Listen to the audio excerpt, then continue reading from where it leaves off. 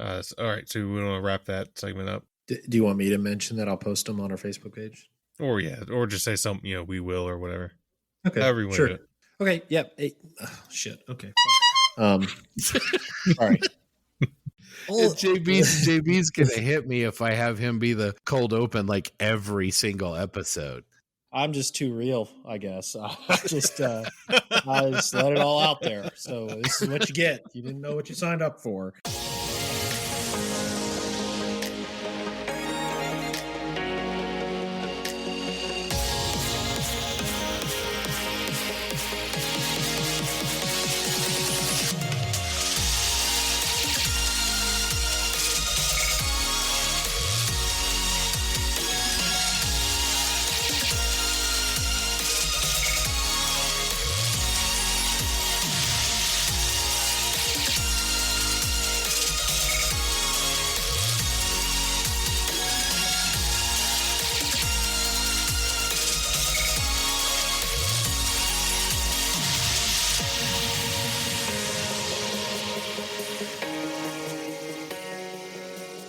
Welcome to episode 16 of the Plastic Posse Podcast, sponsored by Goodman Models, maker of the awesome super sanding blocks. What's up, guys? I'm doing great. I am happy to be here and ready to do this. I'm also doing good. Can't complain, I suppose. Yeah, same to me. Tomorrow's Friday, so I'm excited. Hey, not only is tomorrow Friday, which is, the previous Friday to everybody listening to this on opening day, but tomorrow is spring break at the university I work for, so tomorrow's a day off. Oh, nice. Oh, nice. You already got a tea time lined up? It's too cold for a tea time. No, I'm going to go to MRS and buy a model. What you going to get? I'm going to get that 48 scale Revell reboxing of the TIE Fighter, the Fine Molds TIE. Good choice. What's that run? Is it? I have no idea in terms About of price. $55. Okay, not bad. And in that scale, I think is fine. I'm happy to pay it. Well, if you go on eBay and actually buy one in a Fine Molds box, you'll pay at least double that. Mm-hmm. Yeah, our local hobby shop has the Fine Molds, and I think it's listed at like $95 or $100. Pretty steep. Same shit, different box, right? Except it's good shit, right? I mean...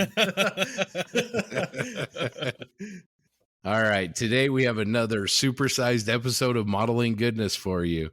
We feature a fascinating interview with Luther Davies, who is an accomplished mini painter, graphic designer, and also the owner of the Mighty Brush website.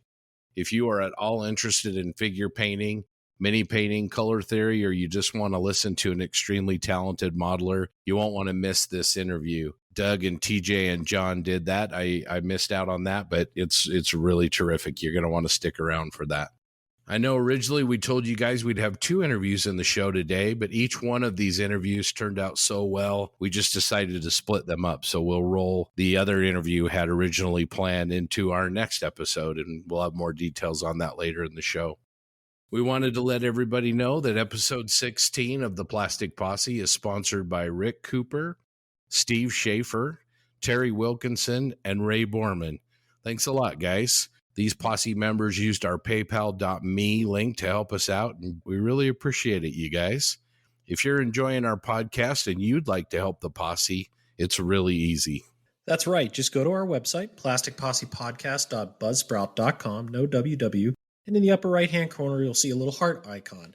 You can also access this heart link on any of our podcast episode pages on this site. Just click the little heart, and then you can donate any amount you would like. We really appreciate the support. Or if you don't want to donate, that's okay too. You can still support us by taking a few moments to leave us a review on Apple Podcasts, Google Podcasts, Stitcher, or wherever you may find your podcast. 5 stars really help get the show out there to more people, and we really appreciate the feedback. As mentioned, we take it to heart, and we really try to improve on it every week. So thank you again, and over to you, Doug.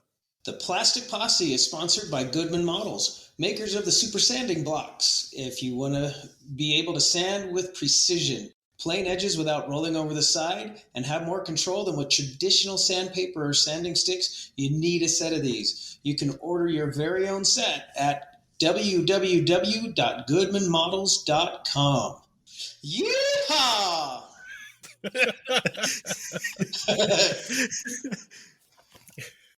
Besides the Triple P, there are other great scale modeling podcasts and social media content providers out there, and we think you guys should check them out. We have On the Bench with Dave, Ian, and Julian. Plastic Model Mojo with Mike and Dave. Scale Model Podcast with Stuart and Friends. The Model Geeks with Darren and the crew. Just Making Conversation with James and Malcolm. And then we have Sprue Pies with Frets by Stephen Lee, which is a terrific blog. And then we have Jim Bates's A Scale Canadian TV, YouTube, and blog as well. Hey, can I ask a question regarding Just Making Conversation? What the hell is an anorak? This was in their 7th episode. No, I think they need to tell me what it is. Don't tell me. Make them do it. Because they mentioned it like 37 times in episode 7. And I'm like, what are you talking about? Is this a language barrier thing? Or is it just, or am I just ignorant? So they need to explain it to me. It's a cultural thing. Okay. Yeah, it's the other side of the pond type of thing.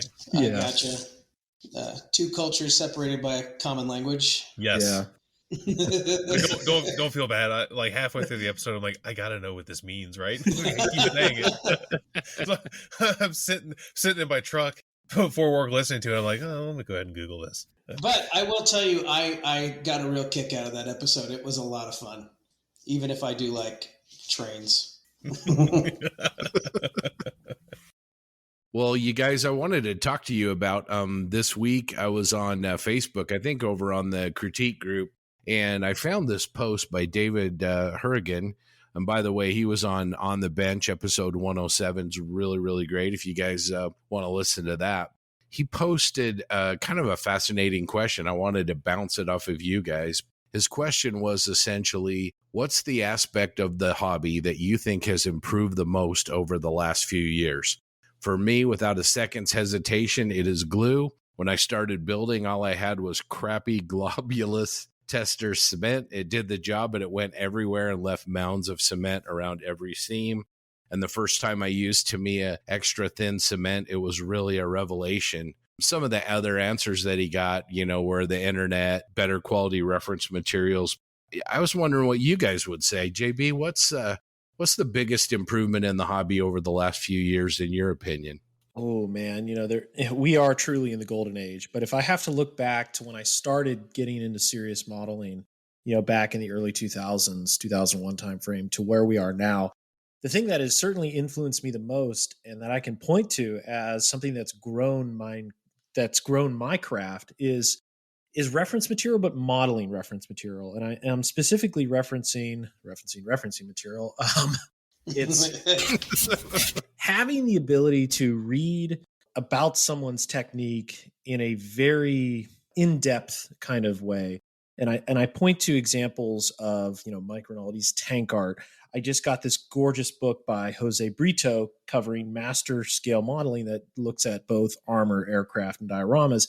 And those types of materials that go really in depth to how, to build and paint scale models, I found is kind of on just another planet than where we were 20 years ago. If I look back and kind of point to what I had then, I had Tony Greenland's Panzer Modeling Masterclass, the first FAQ book from Mig Jimenez, which really started where we are today, and some magazines. But now everything is literally at your fingertips. If you love someone's style, you can get their book and learn how to accomplish it yourself or tweak it.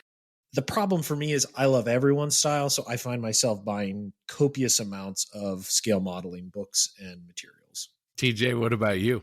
Ooh, that's a tough question. I mean, it's also kind of hard for me to answer because I think out of the 4 of us, I've been in this hobby the least, like time wise.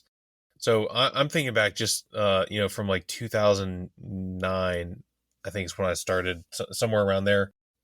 I mean, obviously I've seen older kits, but I mean, I would definitely have to say that the engineering in kits today is just, I mean, for the most part, they're wonderful. I mean, there's still some turds out there every once in a while, but even some of these smaller like startup modeling companies are making things in a quality that, I know, even though I wasn't building them back then, but far surpasses what the big names were doing 20 years ago.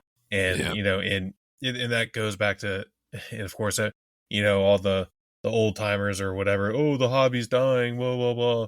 oh, you should build these Airfix kits that I built when I was a kid. I'm like, no, why? There's so much good stuff out now. I mean, we've talked about it before. Like, and me personally, I don't want to waste my time on building a crappy kit. Just like Mike Rinaldi said in an interview, is like, my life's too short for that. I've already got more kits than I will probably ever build in my lifetime, and I'm not that old. So why waste time on junk when now we live in the future and modern technology gives us amazing kits. Doug? You know what? Everybody else stole my answers. Honestly, it's I'll talk about the reference materials like JB did, but it's YouTube for me. It's being able to open up either Uncle Night Shift or go to John Bias's page, go to any of these pages and watch people build, and they will teach you how they do it. And yeah, it's not like you're going to just use those techniques and immediately get the same results, but they give you a groundwork, a basis for you to go and start from and learn from and build on until you're going to get some pretty good results and get them a lot faster than the people that figured this stuff out in the first place, because you can watch and learn from them. And I just think it's fantastic. Yeah, that's that kind of touches back, like what Luther was saying too. Like when he first started, like there was a handful of painters. He named a few, and I was familiar with all of them that were on YouTube. But I mean, now you go on YouTube, and if there's a model of something that you want to build, almost guaranteed someone else has built it and made a video out of it. And it may not be the best, it may not be world class, but it doesn't have to be either. Like I like to find kits just and watch people build them. So if they see something that I know I just talked about how great kits are, but again, nothing's perfect. If someone sees something in the build and they that you need to fix or whatever, and they'll put it in their video, like that's invaluable to me. Yeah, TJ, I think you hit on something really important there, and it's about understanding the kit.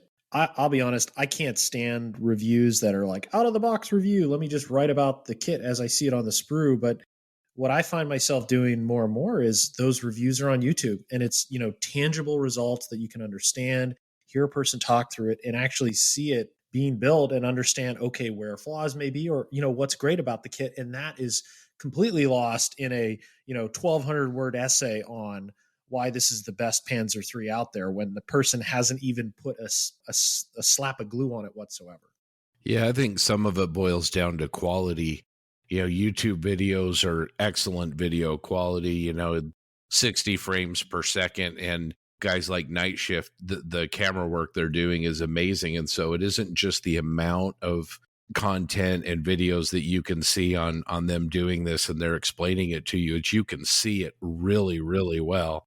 And it's the same thing with Facebook and Instagram, where you've got the opportunity now to interact and collaborate with other modelers in a way that you can't do from a magazine article. Nothing against the kind of old, fine scale modelers and magazines back in the day, but that's a completely different experience looking at something on a paper page than logging onto Facebook and having a conversation and saying, hey, John, how'd you do that wash? Or, what color did you use to modulate the top of that turret? That on that tank, that's a completely different level of access. Yeah, I learned a bunch of new techniques directly from Doug's models page. His YouTube channel is awesome for techniques. One of my favorites was black basing, and I know not everybody uses black basing, but if I'm doing something a light color, especially a gray, like my TIE Striker, black based, and I learned that directly from Doug. Scott, I was just going to go back and kind of hit on what you said and echo it in a sense where today, not only YouTube, but social media in general, having that at your fingertips and being able to access that modeler is really powerful. I'll give one example, but there's many more, because 99% of modelers are just like all of us here. They're willing to talk about the hobby and they want to expand on it. So Roger Herkmans, he's an incredible modeler from Europe, and he makes these scenes, these mini dioramas that are just the mind blowing. He's doing an Easy 8 right now, but he had built a Hetzer, and I really liked the camouflage pattern on it and the colors specifically. So I shot him a quick, Facebook message. Hey, I really enjoy this project you're working on. Would you care to share a little bit more about your paint mixes? I mean, within a half an hour, I have the pictures of the bottles he's mixing, the ratios, everything about it. And it just really shows the power of social media and connecting with someone. But then also the great side of our hobby where people are willing to share their craft and help people grow in their own. Yeah, I agree with you. The other thing I think that I would say in the last few years that we've been really, really fortunate is, to go back to your golden age comment and so many other discussions we've had is the tools that we have on our bench, the quality of the paints and the finishing materials that we have. It really takes a lot of, in the past, I would spend hours and hours, mixing and trying to get ratios correct and, trying to make my own homemade washes out of oil paints. And, a lot of that now we take for granted that we can, just run down to the local hobby store or get online to Andy's Hobby headquarters and give Patrick a shout. And we have bottles of pre-mixed washes and pigments and all kinds of great stuff that'll be on our bench in no time. So from that aspect, I think we're really fortunate as well. Great discussion, guys. A lot of good points. TJ, what's our social media shout outs looking like this week? All right. We got a couple of interesting things here that we can talk about. We're going to start with YouTube. And I found a channel called Sprue Therapy.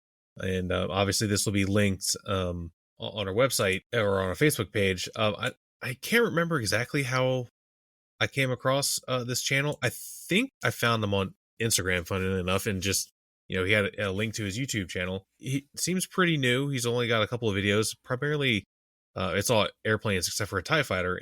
He did the 1/72nd scale Bandai TIE, and it's pretty good. And it's probably it's actually one of the only TIE fighter videos on YouTube, like a full video. So yeah, so I watched other videos, and I'm not much of an airplane guy, as I'm sure I've mentioned numerous times. But like I've said, I like to watch all modeling, so I checked him out, and he's doing some pretty good work. So if you're over on YouTube, go ahead and search Sprue Therapy and give him a subscription or a follow.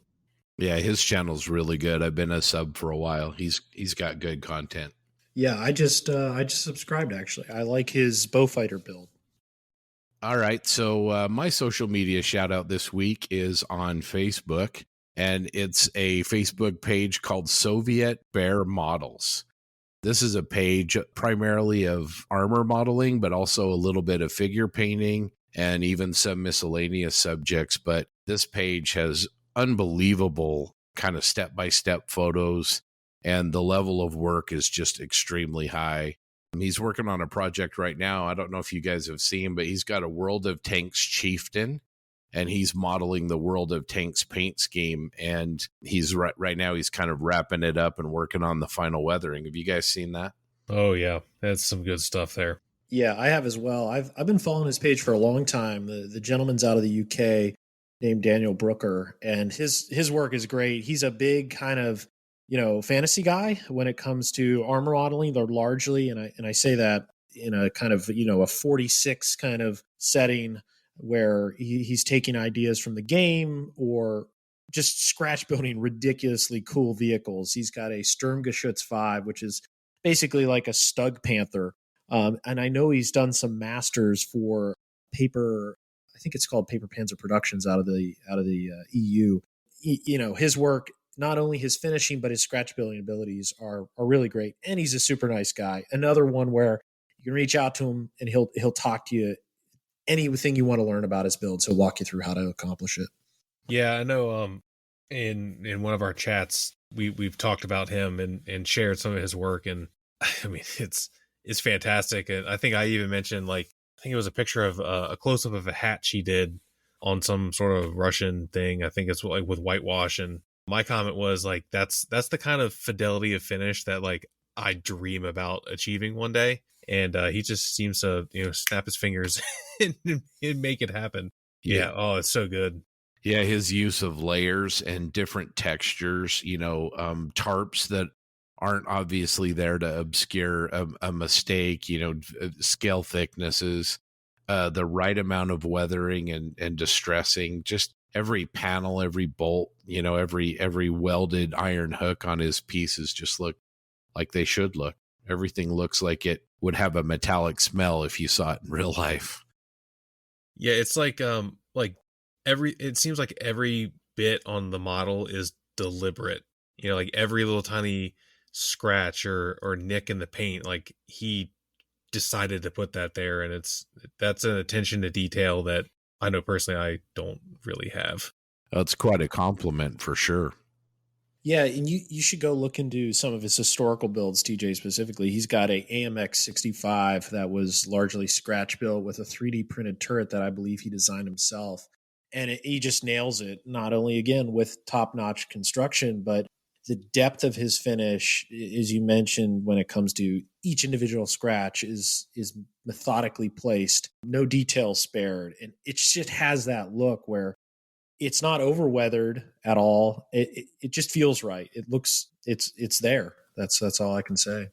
So jumping over to Instagram, I'm gonna go with a guy named Peter Smirnov. I believe that hopefully I didn't butcher your last name, but he goes by Scale Cat on Instagram, and it's scale_cat. I just happened across him, I think, when I was cruising around looking for accounts on the Plastic Posse Instagram, and I found his work, and I was intrigued. He does a mix of everything, which I also enjoy. He's got figures and aircraft and armor, and what caught my eye was his IDF armor, which it probably, like Scott feels the same way. I also really love IDF armor. There's just something about it that is visually appealing, and he's done a couple of them, and some other stuff too. But that's what I think he did a Merkava 2D, and it was really good. I really liked it. So yeah, I gave him a follow on both my personal Instagram account and with the Posse's Instagram account. So yeah, I was surprised that he should have more followers. I think because I think his level of work is really high. I'm looking right now. I'm looking right now at his page. He's got a 32nd scale F16I Sufa, and it's gorgeous. The Yes. Academy kit, and it's beautiful.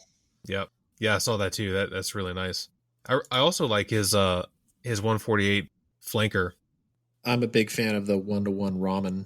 Oh, yeah. And you know what? That's probably one of the best ones I've seen. Like, yeah, it looks good. When you go to the page and you're looking at his gallery, make sure you check out the Merkava 2D that you were just talking about, JB, but he's got a picture of it before it's painted, and you can take a look at how he's applied the texture and print and primed everything. And I mean, it's actually gorgeous to look at, even though the entire thing is just different shades of gray.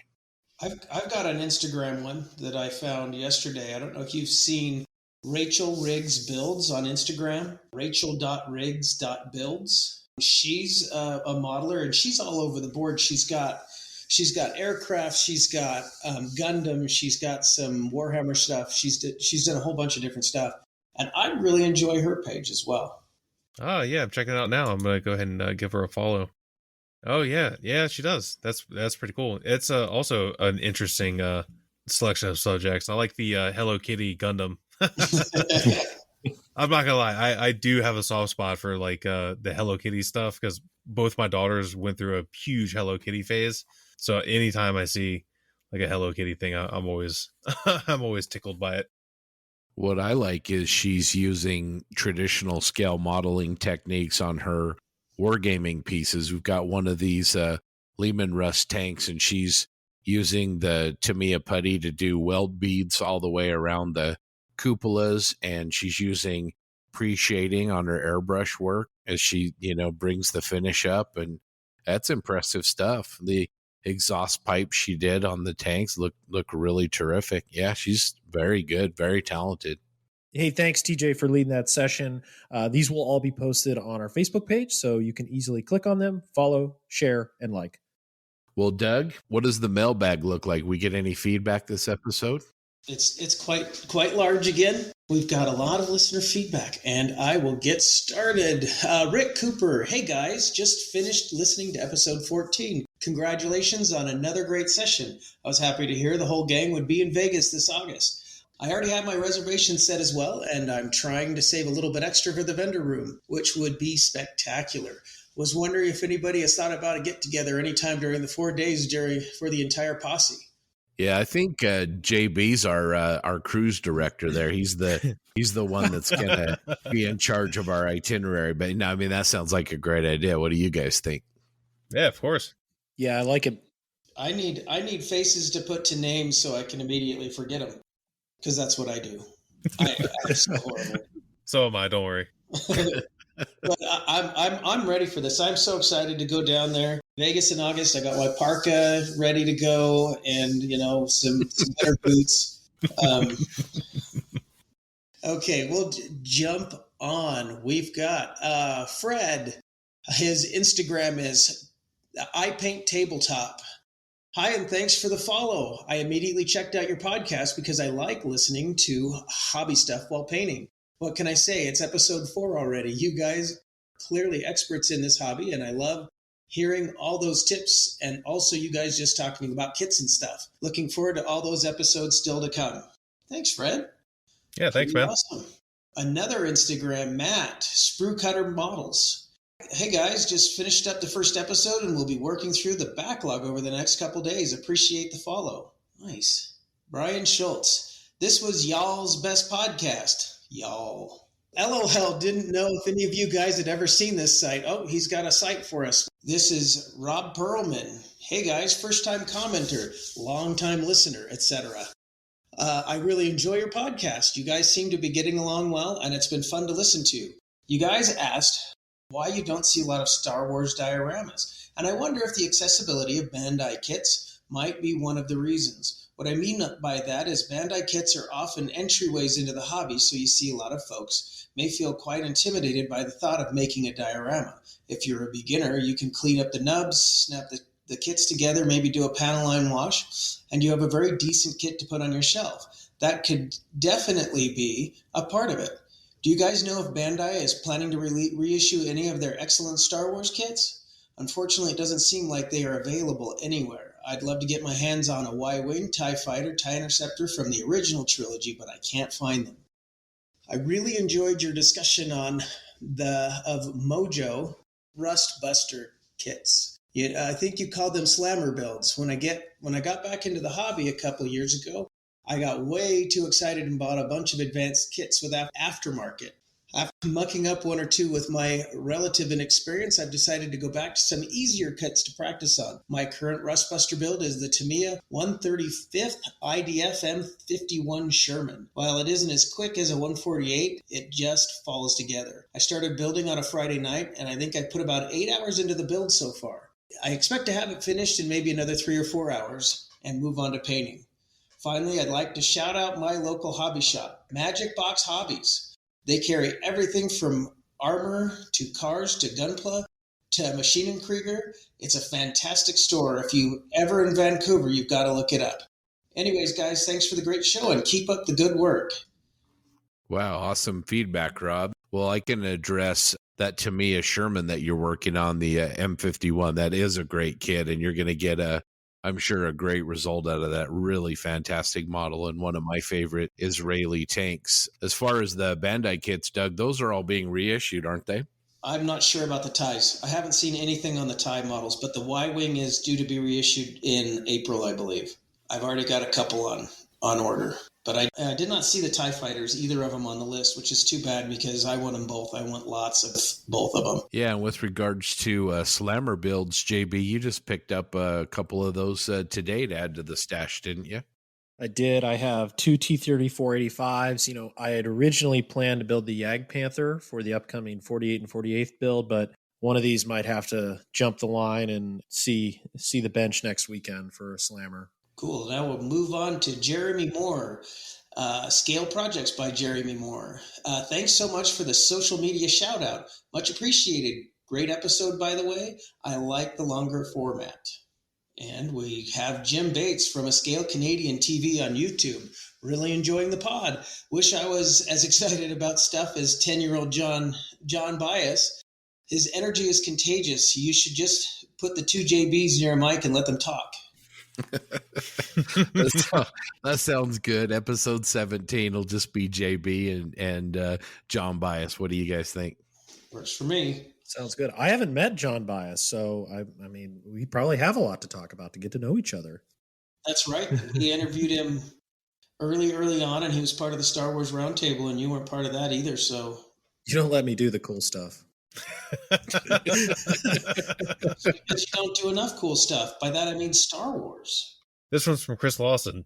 He said, I just finished listening, and I could have listened to you all talk about Star Wars models for another few hours. Great episode. I hope we get a lot of the models you guys wish for. I hope so too. And I second what John said. I would love a larger scale U-Wing. Keep them coming. Love the show. So Robert Martinez wrote in and told us that he loves the show, especially the Star Wars Roundtable. He has mentioned that there was not so much interest in Star Wars dioramas, and here's some dioramas for you guys. So he shared it was like 5 or 6 dioramas that he's done. Pretty good work.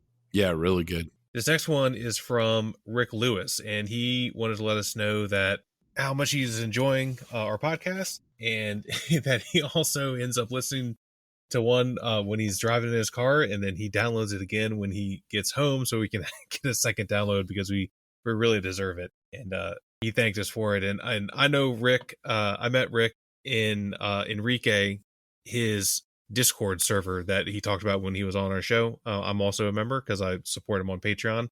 It's a really cool little community, and I've been chatting with this guy Rick, back and forth quite a few times, and he's a really nice guy. So thanks, Rick. So our next one is from David Brian Bridges, aka DB Scale Studio. He says, listen to the latest episode this morning while finish up this young lady, which he's referencing his newest T-34, which it looks great. And he says, another great episode, guys. So, no, thanks, David. We really appreciate the comment. Next one is from Pat Kaiser. Listen to the episode today while out walking the dog. Great stuff as usual. Enjoyed the Star Wars sci-fi discussion. Since you were talking about the lack of sci-fi dioramas, I ran across a YouTube video. This one's from Justin Ryan. Another killer episode, guys. I really like the idea of slammer models, giving a name to those quick kits that help bring the mojo flowing again. The current running TIE Fighter group build was just for me. Having seemingly lost my mojo after getting through about it with the shingles. Oh, I'm sorry to hear that. I hadn't felt like sitting at the bench since the end of January. I'm back in the flow now. Hey, Justin, that's really great to hear. One of the main motivations of this podcast is to drive motivation within the hobby. So it's really nice to hear that you're getting back to the bench, and please post your progress on your model, and we'll follow along. So thank you. And we got another Instagram user here. It's Steve_builds_Panzers is his username. Says that it was a great episode. It kept him company while he was building up some cabinets in a new flat. He loves the roundtable discussion, says they're fantastic, and he looks forward to having more of these in the future. And John's slammer build segment took him by surprise, and it really resonated with him into the next day. As an armor modeler, he said he's a bit scared of rivets and cockpit details in aircraft, but as he has a secret crush on the BF-109, he might get one of the Tamiya slammer kits and give that a shot. So do it, Steve. I think it'll be great. Glad you appreciated the segment. John did a great job on that. Last one here is from Clayton Ockerby. Hey guys, I got the shock of my life when I heard your call out on the last episode. Appreciate the kind words from John Bonani. Thought I'd share my latest on the page. It's the Hobby Fan all resin 135th scale LARC, and it really tested my patience. And as fate would have it, the second I started building it, Gecko Models announced that they were releasing one in styrene. Anyway, keep up the great work, and happy modeling, team. Thanks a lot, Clayton. We love your work. Appreciate the comments. Now we're on to the segment where we're going to talk about model shows and competitions, because some of them are starting to pop back up, both online and in person. The first we'd like to talk about is the 34th Annual NNL West Model Online Show. Entries are being accepted right now through March 31st. It's a virtual contest, and it's the West's largest model car show this year. That's virtual. So we'll have that link on our website along with these other ones. Another contest we'd love to plug is VCon 2021. It's another virtual contest, and it's all centered around the Battle of the Bulge. The other contest, this one is in person. It's MMSI, the Military Miniature Society of Illinois. They're out of Chicago, and they'll be having a show on October 22nd and 23rd, 2021. The 2020 show was canceled, but they're really hoping that this show will go off. And then the show that's coming up right around the corner is IPMS Roscoe Turner in Indianapolis, Indiana. That's on the 17th of April. That's a local IPMS Club one-day show. And then we're also like to give a shout out to the IPMS San Diego folks. Their show is scheduled for Saturday the 5th of June. And then lastly, the IPMS Nationals, as we are all crossing our fingers and hoping that it goes off without a hitch, is August 18th to the 21st in Las Vegas, Nevada. Sin City, bring your checkbooks, leave with resin and plastic. Thanks, JB. Well, hey, guys, what has everybody been working on? I know everybody's been busy and has projects on the bench. TJ, why don't we start with you? How are things going on your ISU 152? They're going. So it kind of sucks because I was like at a breakneck pace for the first 2 months of the year, and I've kind of slowed down a little bit. A lot of it has to do with real life, which sucks. Like work's been difficult, and I haven't had a lot of time in the evening or the drive to want to sit down at the bench. But I have been making slow and steady progress on the ISU 152 that I've had painted for 4 years, 3.5 years. And like usual, I'm stuck right before I start weathering, like where I always get stuck. But I'm hoping I can. What normally happens is I'll get in this position, I don't know what to do, then all of a sudden, a light bulb goes off, and like I'll just do that. And I'm kind of hoping that'll happen. If not, I still have my TACOM M3 Lee, which is painted. I got to finish building the tracks that I bought for it. I bought the Panoplastic tracks, and they go together easy enough. It's cutting a lot of pieces apart, which, whatever, I could take it or leave it. But the tracks are nice. Then I know I flashed it. I think when we were having a little chat the other night, I might start another tie for the group build because I blasted through that first one, and I have the Fine Molds tie interceptor, and I've always been a fan of the interceptors. And I had a Bandai one, and I built it, and it was awesome, and I sold it to my friend, so I don't have it anymore. And I would like to have one to go with my tie collection in my display cabinet, so I might crack that one out. Well, going back to your beast, you had painted it in a different style than you do now. I really like the depth that you put into it with the marbling, different colors. And John's rubbing off on you. You even tried some modulation on this for the first time. I did. Well, okay. So it's not for the first time. I've done it in the past with some older stuff. And I've done it in Wargaming Miniatures in like, Warhammer 40,000 stuff. Yeah, I'm like way out of my comfort zone. And the joke I made when I posted on on Instagram was that I tried the Spanish school, but I think I might have flunked, which I thought was pretty funny.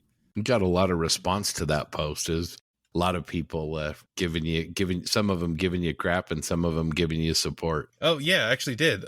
So that was the first post on any social media platform that I'm active on that I've had over 1,000 likes, and I don't even have that many followers on Instagram. So that was pretty cool. I guess just sometimes the Instagram logarithm chooses you, and there you go. It's like a roll of dice. You just never know which of the hashtags it's going to decide that it's going to propel. And it picked one of mine. I don't know which one. Hey, just surf that wave, buddy. Just surf the wave. Doug, you got that model room nailed, and you've been working on that tie striker, right? I have actually almost done. I think it'll be finished before this episode drops. So hopefully we'll have some pictures on our page of that one done. I've had a lot of fun with it. I'm trying all kinds of different things to bring out a little bit of a metallic look in the solar panels themselves. The color I used, I've normally done my TIE fighters in like a blue-gray. This time I went with light gold gray. I went with a nice neutral-looking gray. Just to do something different, chipping it up, putting a kind of its own little squadron marking on it, because I want it to look like it's old and beat up. A lot of atmospheric service, so it can be rusty, it can be weather beaten, and it's been a lot of fun. I'm getting close. I really like those subtle weathering effects that you put on the solar panels. This with the salt and everything, it looks really terrific. JB, You have got a lot of stuff going on your bench. Yeah, I probably have 20 projects at any one time in some sort of progress, but some are nearing the finish line. I have a Lend-Lease M3 Stuart with a fictitious three-tone scheme that's nearing the end. I just put some pigments on it, so I'm happy to kind of get that one polished off this weekend.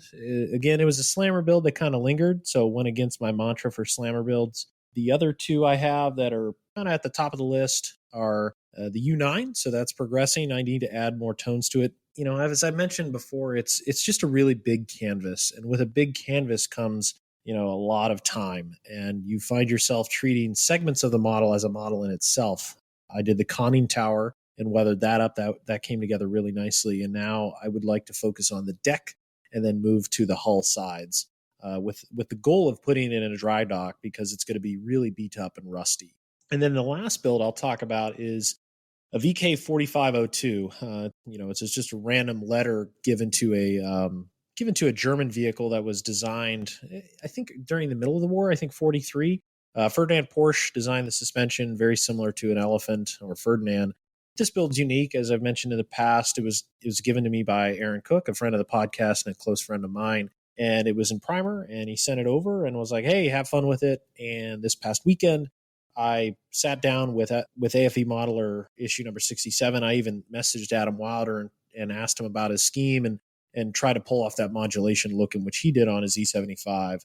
And now the next part is putting on camouflage. I was originally going to go with green and red brown, so typical German scheme. But again, Adam Wilder comes to the front for inspiration in my modeling, and he did a large self-propelled gun that has a interesting scheme, which is dark yellow and then a gray and then a light blue splinter. So I'm hoping to pull off something like that on the VK soon. I look forward to seeing that. That'll be really cool. So I finally got, my border model Crusader kits, and I want to give a shout out to a local friend of mine, Sean Earl, here in Utah, who met with me today and brought me one of the old Italery kits. And I'm going to be doing a side-by-side review of those, and I'll go ahead and post that to our Facebook page. That actually should be there by the time this episode drops, so you can get a chance to kind of see what the new kit looks like versus the old kit. I'm a big fan of the Crusaders, as listeners of the show will know, and I'm very, very pleased with what's in the box. It's really, really nice. So look for that review if you're interested in that. Also want to give a shout out to our buddy James Skiffins from Just Making Conversation. He's got a Facebook group called the Model Officers Mess, and they are doing on the weekend of March 19th through the 21st a 48 in 48 group build. And this has kind of two elements to it. The first is they're trying to raise money for the charity of Models for Heroes, which you've heard us talk about several times here, that Malcolm started over there in the UK, and it's a great cause. So anything we can do to support him, we're excited about.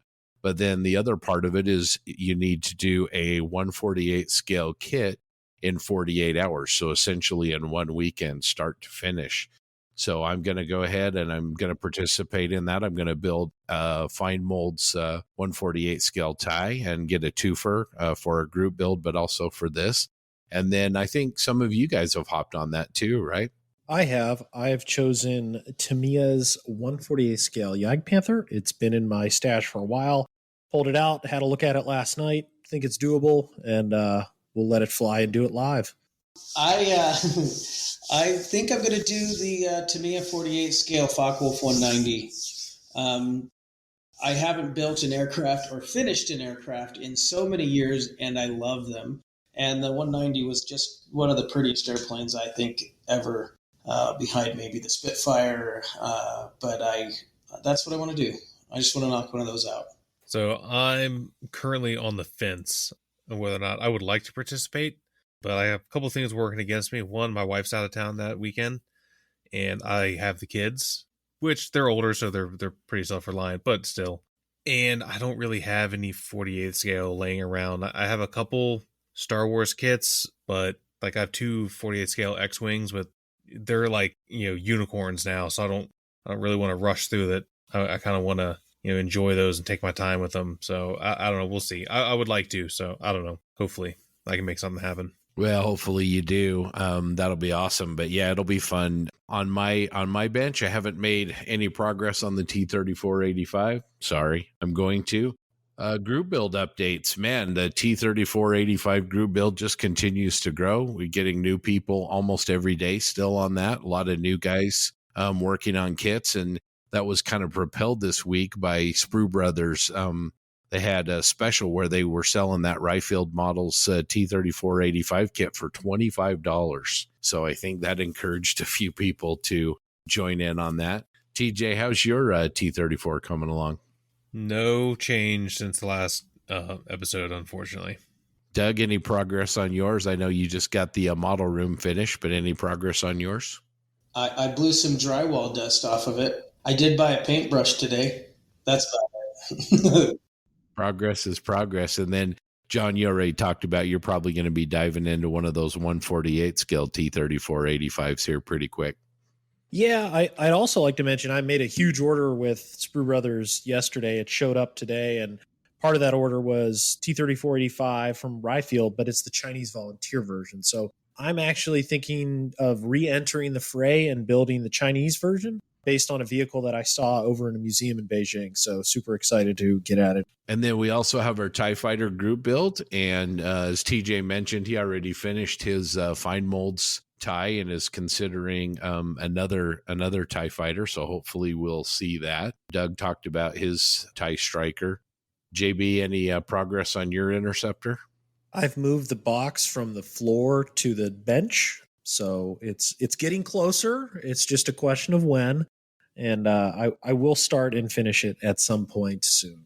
TJ, last time, episode 15, you were going to maybe talk about how you see a build in your mind versus how it, the model actually ends up and how you deal with those differences. Yeah, so that's that's an interesting phenomenon that I know I can't be the only one that suffers from it. That it most recently happened with the TACOM Mark 1 that I finished, which again, and I think I even mentioned in the last episode, it's not that it's bad or I don't necessarily dislike it.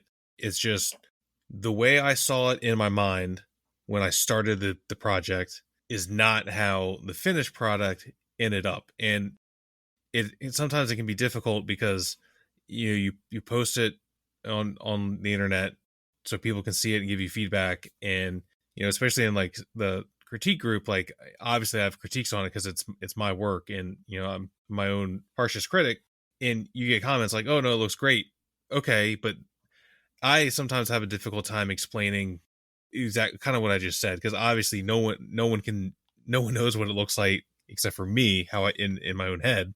And then I am not always the best at like putting that to words or even writing it down or whatever.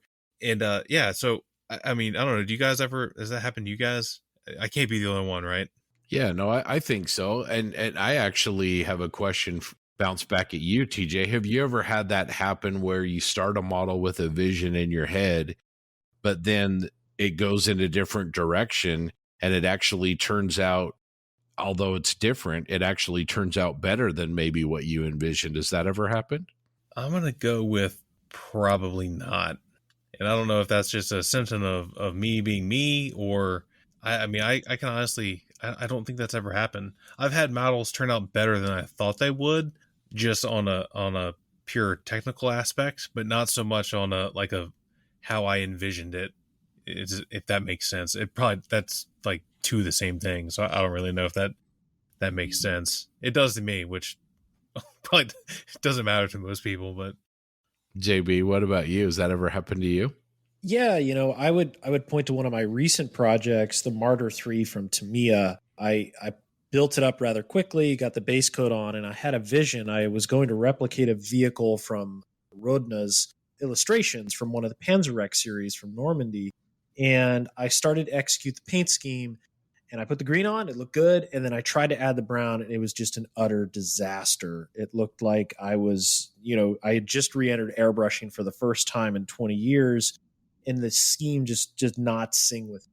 Instead of stripping it, I essentially wiped the green away or wiped the brown away with with green and yellow and kind of readdressed the scheme and just made it work into a, something that I had completely didn't even think about and just rolled with it. And it actually turned out, I'm really happy with the results and kind of did a recovery. So I had a similar experience in trying to weather an ATST, the first of the two ATSTs that I built.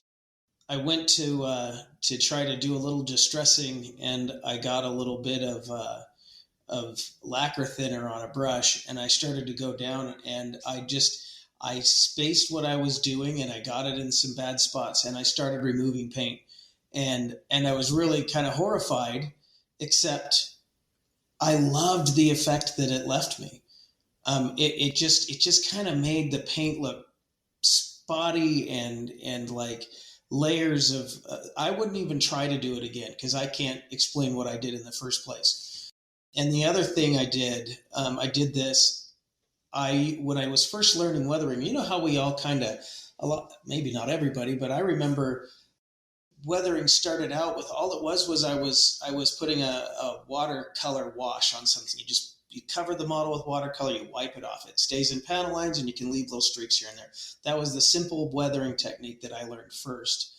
And I went to do that on a Stuka. I did a 48 scale Hasegawa Stuka, and I covered an entire wing in this stuff, and I went to wipe it off and it wouldn't come off. And I realized I was using oils instead of watercolors. Fortunately, I had sealed it with lacquer before I did this. So I wiped it off, and actually the finish itself, not just what it left behind, but the finish it put this really nice smooth finish on it. It was beautiful. Those two just are things where I made mistakes, but they actually helped the model turn out better than I expected them to. TJ, I really like the way that your tank turned out, but I mean, is that something where you think maybe 2 years down the line when you're a little bit more removed from it that you might like it a little bit more than you do now, or you just kind of think that's how it's going to be and it is what it is? I mean, I don't know. Obviously, I can't ask future me that. I mean, the longer it's sat in my cabinet, the more I've enjoyed it. Like, I don't, and again, like I said before, I don't necessarily dislike it. It's just not what I wanted. It's like you go see a movie and you're like, the movie was okay, but the trailer kind of made it seem like it would be something else, right? And that's how that model was for me. It's not bad.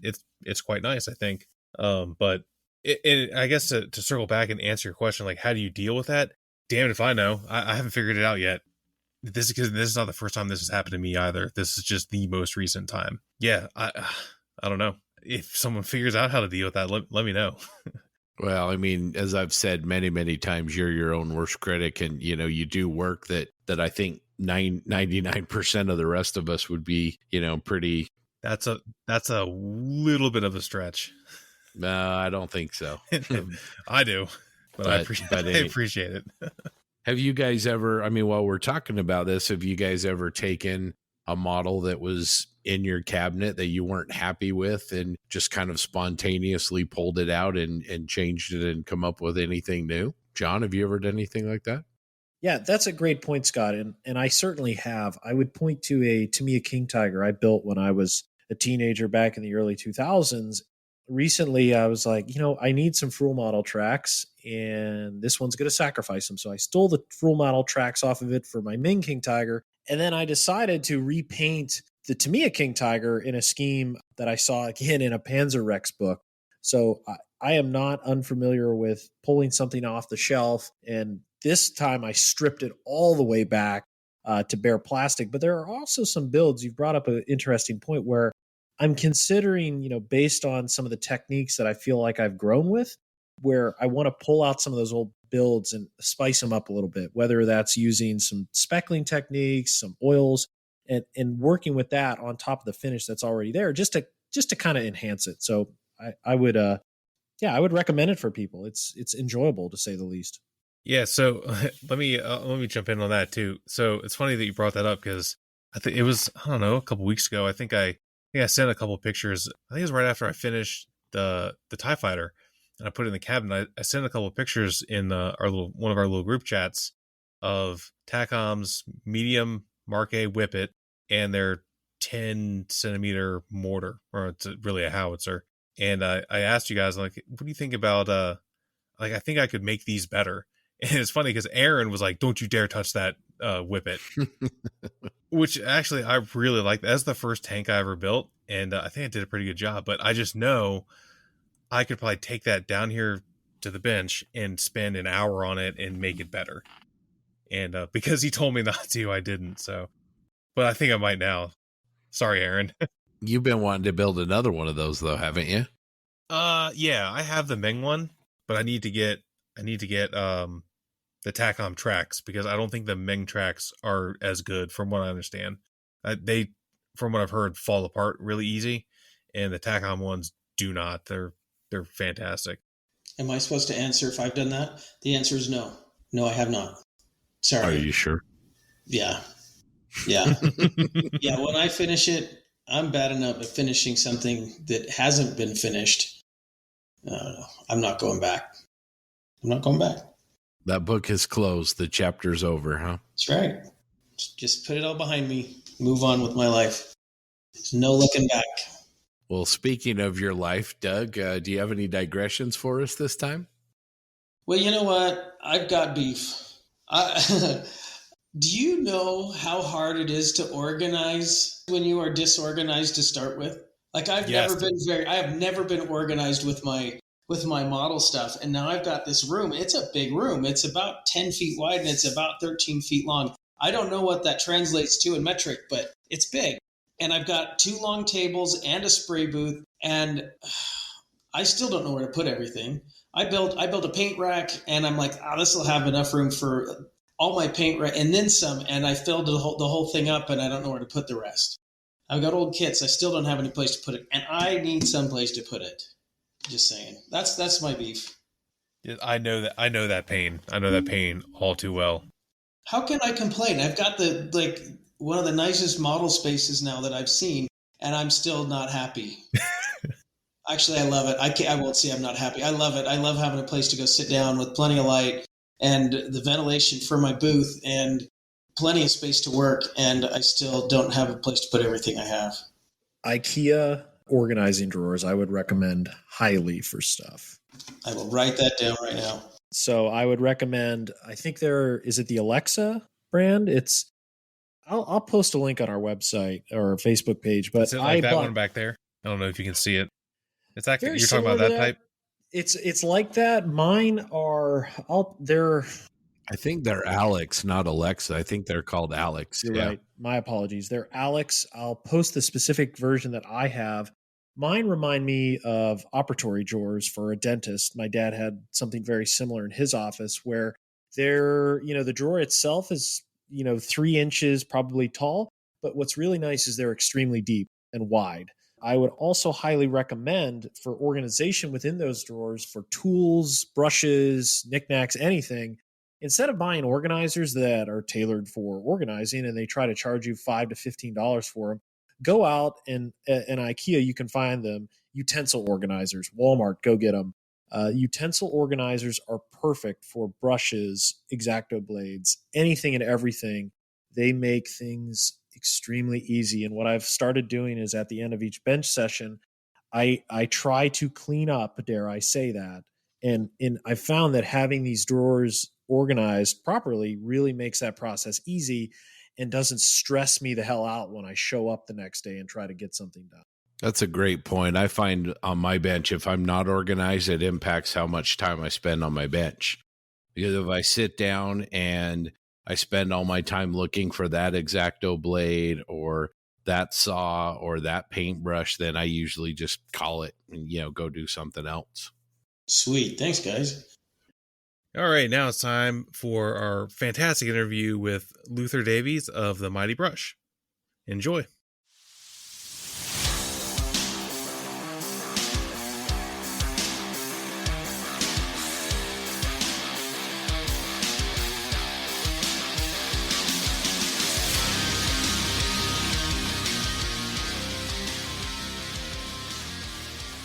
All right, welcome back to the Plastic Closet Podcast.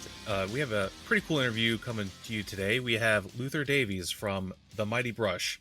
If you're a miniature painter or you're into Warhammer, you probably recognize his work. So let's say hi to Luther and welcome to the posse. Hi there. Hi, guys. Nice to be here. Thank you for having me on the show. Yeah, welcome, Luther. It's great to have you. Thank you. So yeah, I'm coming all the way from the UK.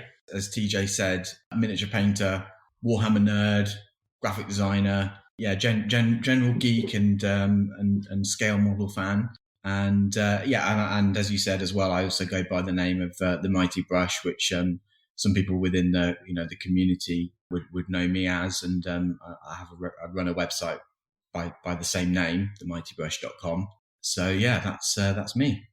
Very cool. So I guess to start off, the one thing I had to bring up as a Raptors player and painter myself, and anyone that's listened to our podcast has probably heard me talk about it a billion times, you have probably the most amazing Raptors Space Marine army. And I would say that your models alone took an obscure Forge World chapter and just kind of like pushed it out there. And now you go into a Warhammer group on Facebook and someone asks for Raptors about the Raptors, they're probably going to see your work because someone's going to be like, check these out. How did you get started with that?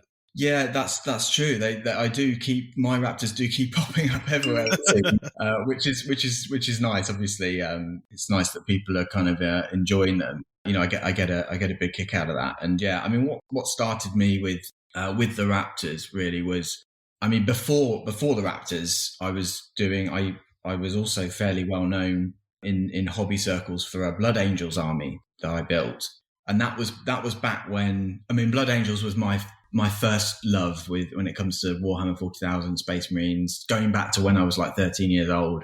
A friend of mine from school, went to sort of visit his house, and he had some Blood Angels and Space Wolves, and I just fell in love with them. So I spent a long time building this Blood Angels army, and as I said, I became quite sort of well known for the Blood Angels, but the hobby community was a lot smaller. It was still pretty big. I mean, Games Workshop's been big for a long time, been around for a long time. It was, I don't know, probably a quarter of the size it is today, let's say. But within that sort of smaller, field, I was known for these red armored guys, and I spent a few years building the army, painting them, kind of perfecting how I wanted the red to look, because I was quite even more particular about the red than I am about the green today. They were quite popular with the community, and I was sort of recognized for them. And then I got into sort of playing the game, and I built that army to be a little bit more game focused as opposed to just what I wanted to paint. And so that took me several years building the army, painting the army, playing games, and that sort of thing. That sort of took me up until when the 8th edition of Warhammer 40,000 was released in, I think, 2018, I think. Yeah. And at that time, that sort of came at a good moment for me, I suppose, because I was already feeling like maybe the Blood Angels army was kind of complete, and I was ready to do something new. And then, of course, I saw the Primaris Space Marines that came alongside, with the 8th edition of the game, and so that was like Space Marines were getting revamped and they'd been redesigned. And so I sort of thought, A, I was ready for something new.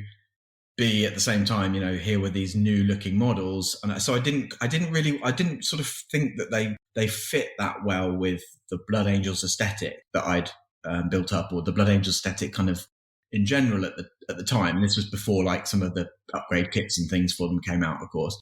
Primaris had a more kind of tactical look about them, and so I was looking for what would fit with those models, the aesthetic of those models a little bit more. So I looked at, I was sort of looking around at what might fit the bill there. And the other thing that at the time there was a lot of discussion about the Raven Guard, who are of course the Raptors parent chapter. They seemed to be quite hot at the time. People were talking about them being good tactically, and when the rules started coming out and being discussed, and so that sort of piqued my interest. But I didn't want to. So I liked the Raven Guard from a sort of tactical point of view because, gaming wise, because they were so different to the Blood Angels. So the Blood Angels are very choppy, close quarters, in your face type of warfare, and Raven Guard, of course, more about stealth, range, more more shooty army. So I was keen to try something different gaming wise like that. So that was all sort of starting to fit together and come together. But I couldn't face painting a whole army of just black. I think black power armor, black Space Marines look awesome, look cool. I just couldn't face doing a whole army of them at the time. I wanted something, it just wasn't, aesthetically or creatively what I was looking for, I suppose. So then I started looking at successive chapters of the Raven Guard, and then I came across the Raptors, and it was probably, I guess it was sort of like with the Blood Angels before, it was sort of love at first sight. I thought, now this is all coming together. They suit the aesthetic of the Raptors, really suits the aesthetic of Primaris. Tactically, they work with the Raven Guard that I was keen on. And the other thing that sort of just was the icing on the cake was that I like the appeal of doing green, because it sounds kind of funny, but like green is the opposite end of the color spectrum to red. So I thought, well, that would be like quite a different color to try and, to work with and to see what I could do with. There was all these things that fed into that decision. It was time for a change, something that contrasted well with Blood Angels, both tactically and aesthetically, and something that worked well with the Primaris Marines. All of those things kind of went into that mixing pot and ultimately led to my discovering the Raptors and choosing to do them as my kind of 8th edition Space Marine army.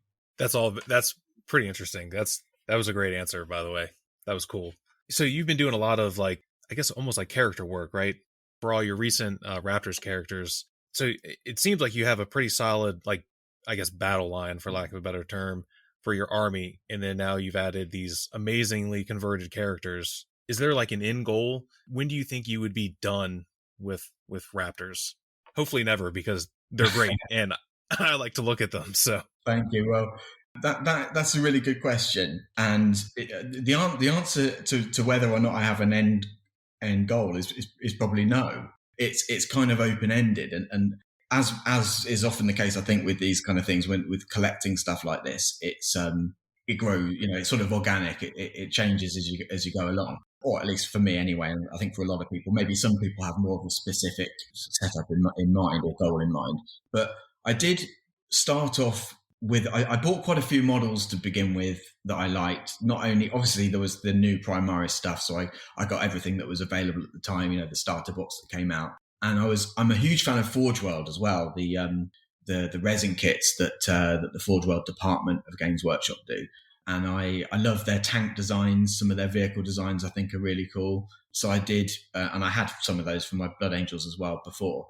So I bought a few of those, and my kind of goal was to do the Primaris stuff and to support that with some really cool Forge World models, just because I love the look of them. And I still haven't done those, because they're still sitting right beside me here in my World War II ammo crate I've got just down here, where I keep my pile of shame, because Games Workshop just keep releasing these cool new Space Marine kits, as TJ will testify to, and yeah, they're just keeping me so busy, because I can't paint them fast enough. So at the moment, I kind of want to paint all of the new stuff, all of the new Space Marine kits, at least one or maybe two of everything. But that's maybe not that realistic a goal. I have to sort of see how I get on, and it might be that I come to a point where the Raptors feels like it's done, or I've done everything I can do, maybe creatively or aesthetically with it, and I'll then maybe move on to another project. But at the moment, it's definitely, I'd say, there's plenty more to come. Let's just say that, and no end in sight, I suppose. So when you were kind of developing your color scheme for the Raptors, was there anyone or anything you saw in particular that from maybe someone else? Because there's been a couple other Raptors. Not so much prominent, but if you were I know you're active on Daka, there's been other people that are like, hey, here's some Raptors. I know I found some ones that were really cool. I found a librarian, a Space Marine librarian, the guy with the book, which is a great model. That was one of the first things I saw. Like, man, I need to paint Raptors, because that is freaking sweet. Was there anything you saw out there that were kind of, gave you some inspiration on how you do yours? Because yours are very distinct, obviously.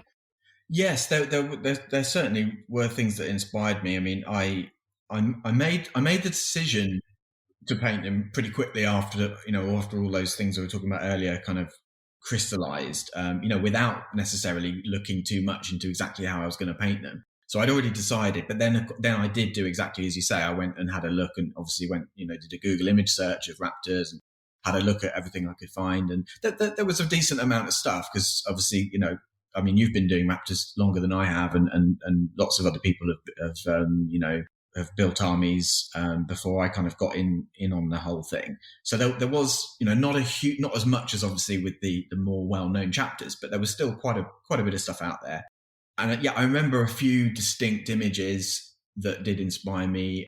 There was one sort of small army shot where the green was fairly similar to what I ended up with. I used a bit of brown as well in the green for shading, which this didn't have. It was more sort of just green, but it was a similar tone. And the thing that stuck out to me though was the use of blue, bright blue. They had some power sword guys and some plasma weapon guys, and they all had this blue glow. And I thought that worked really well against the green. I just loved the contrast of that bright, glowing kind of blue with the green. So that's something I adopted into my own scheme. So I was definitely inspired by that. And also I remember seeing, well, the other accent color I use a lot of is yellow. So again, going back to sort of color theory and the color wheel, if you've got green in the middle, one side of that you've got yellow, and on the other side of that you've got blue. So it was that. Then I sort of formulated this triad of colors between green, yellow, and blue. That sort of fed into the overall color scheme of the army.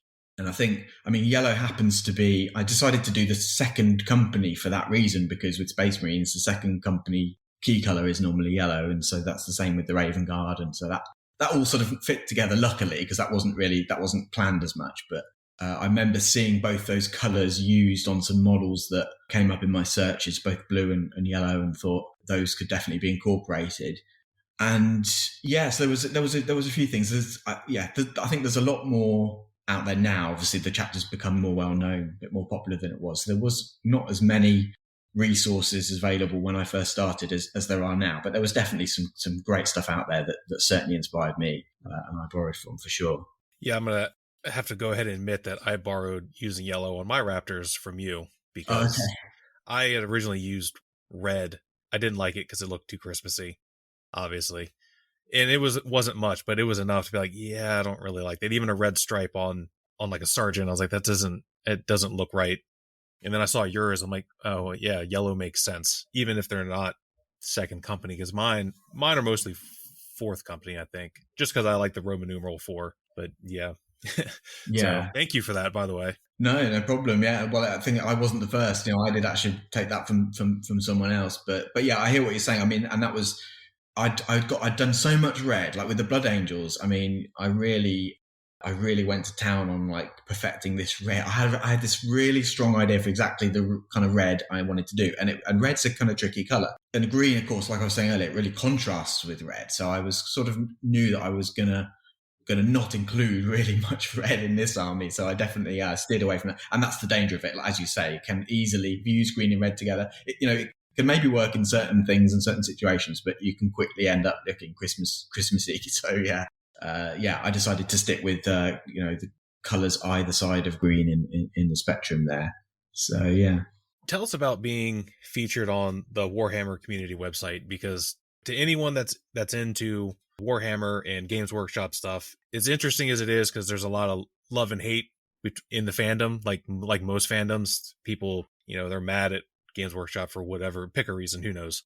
But at the same time, they love Games Workshop. And I know for me personally, if I was featured on the Warhammer community, that would be a huge honor. As angry as I get at Games Workshop and how much money I have to pay to buy their awesome stuff, I get mad at while I do it, but do it anyways.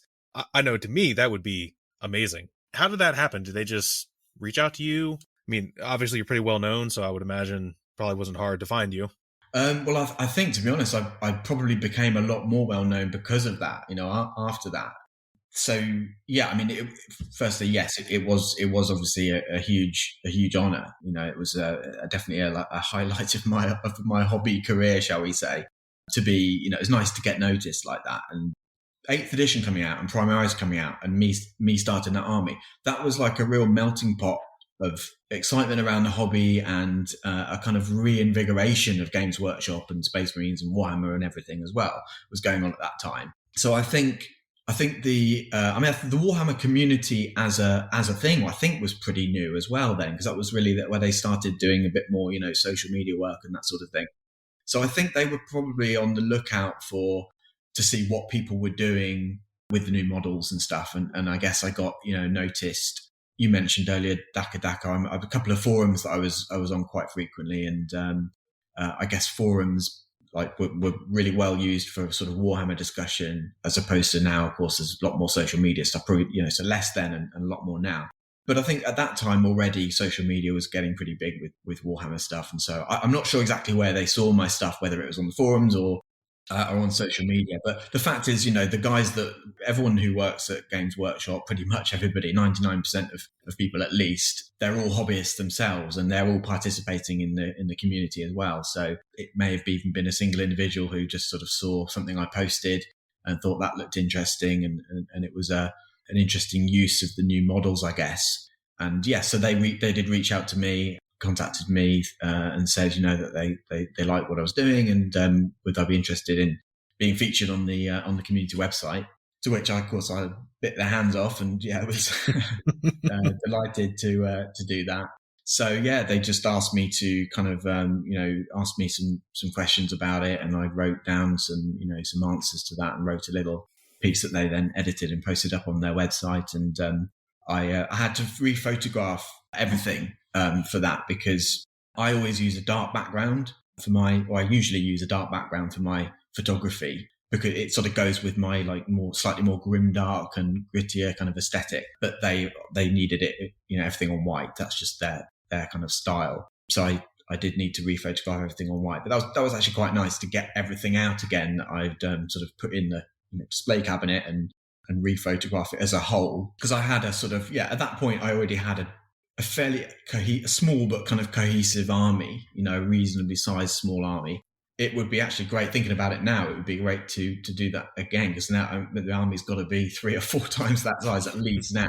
So it'd be pretty cool to get it out and do some army shots again. Actually, maybe I can find out when's the anniversary of that Warhammer community article, and do it for that. But I think that that did make me more well known within the community as well, obviously, because that's a big, got quite a lot of traffic to their website, of course, and probably got the Raptors in general to be more well known by them kind of promoting my army in that way. I think that probably opened people's eyes to some of the lesser well known chapters that are out there, that only really at that point some of the kind of older hobbyists or the people that had been in that kind of game for a bit longer knew about, actually, at that time. So your Raptors army, that anyone that's been on social media has seen amazing pictures of, has it hit the table? Do you play with that army? I do play. Well, I say I do. I suppose more accurate to say I did, or I have played with the army, because I have, since COVID, I've not been able to get any games in. That's been very difficult over here. So nothing in the last year, unfortunately. Although of course that has allowed me to add to the army, collect some more stuff, and get some more stuff painted. But I mean, when the 8th edition of Warhammer 40,000 dropped, that was as well as everything we talked about earlier with the Primaris Marines and just the whole reinvigoration of everything. The rules was another thing that was reinvigorated, and I really like what they did with it. They simplified it; had become very bloated, very complicated. You need a lot of books, and how they interact with each other was confusing, etc., etc. So they really cut it back and simplified it, and I thought that was great. Not everyone agreed, but I think most people did agree. It was a good move, and the game was better as a result. So me and a friend actually again pre-COVID, make an annual trip to the what's called Warhammer Fest, which is a thing that Games Workshop put on every year, and they show all their new stuff, and there's all sorts of great stuff that goes on there. And they have the Golden Demon competition there and the display and everything. So we got a look at, there was one of those held for the launch of the new edition, and we went along and we got to see how the new game worked, and I was very excited by it. I thought it was great. So I was excited enough that I really wanted to. It gave me new impetus to play, a new inspiration to sort of play. And so got a lot of games in early in, and the Raptors, my Raptors did quite well. I mean, at least compared to my Blood Angels, which I never really had much luck with. Partly why I wanted to like change tactics with this new army. Yeah, I like the idea of chainswords chopping people up, but I never could make it work on the tabletop. So yeah, the Raptors, yeah, they did pretty well.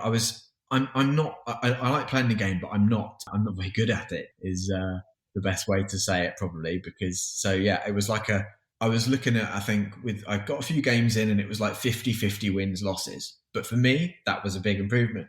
So yeah, I got a few games in like that, and just yeah, even though I wasn't like killing it on the tabletop, I was really enjoying it. So that's all that mattered to me. And then the last game I played with the Raptors, so obviously before COVID hit and everything, was a really good one, because a friend of mine from who's more local to you guys, at least he's from the States.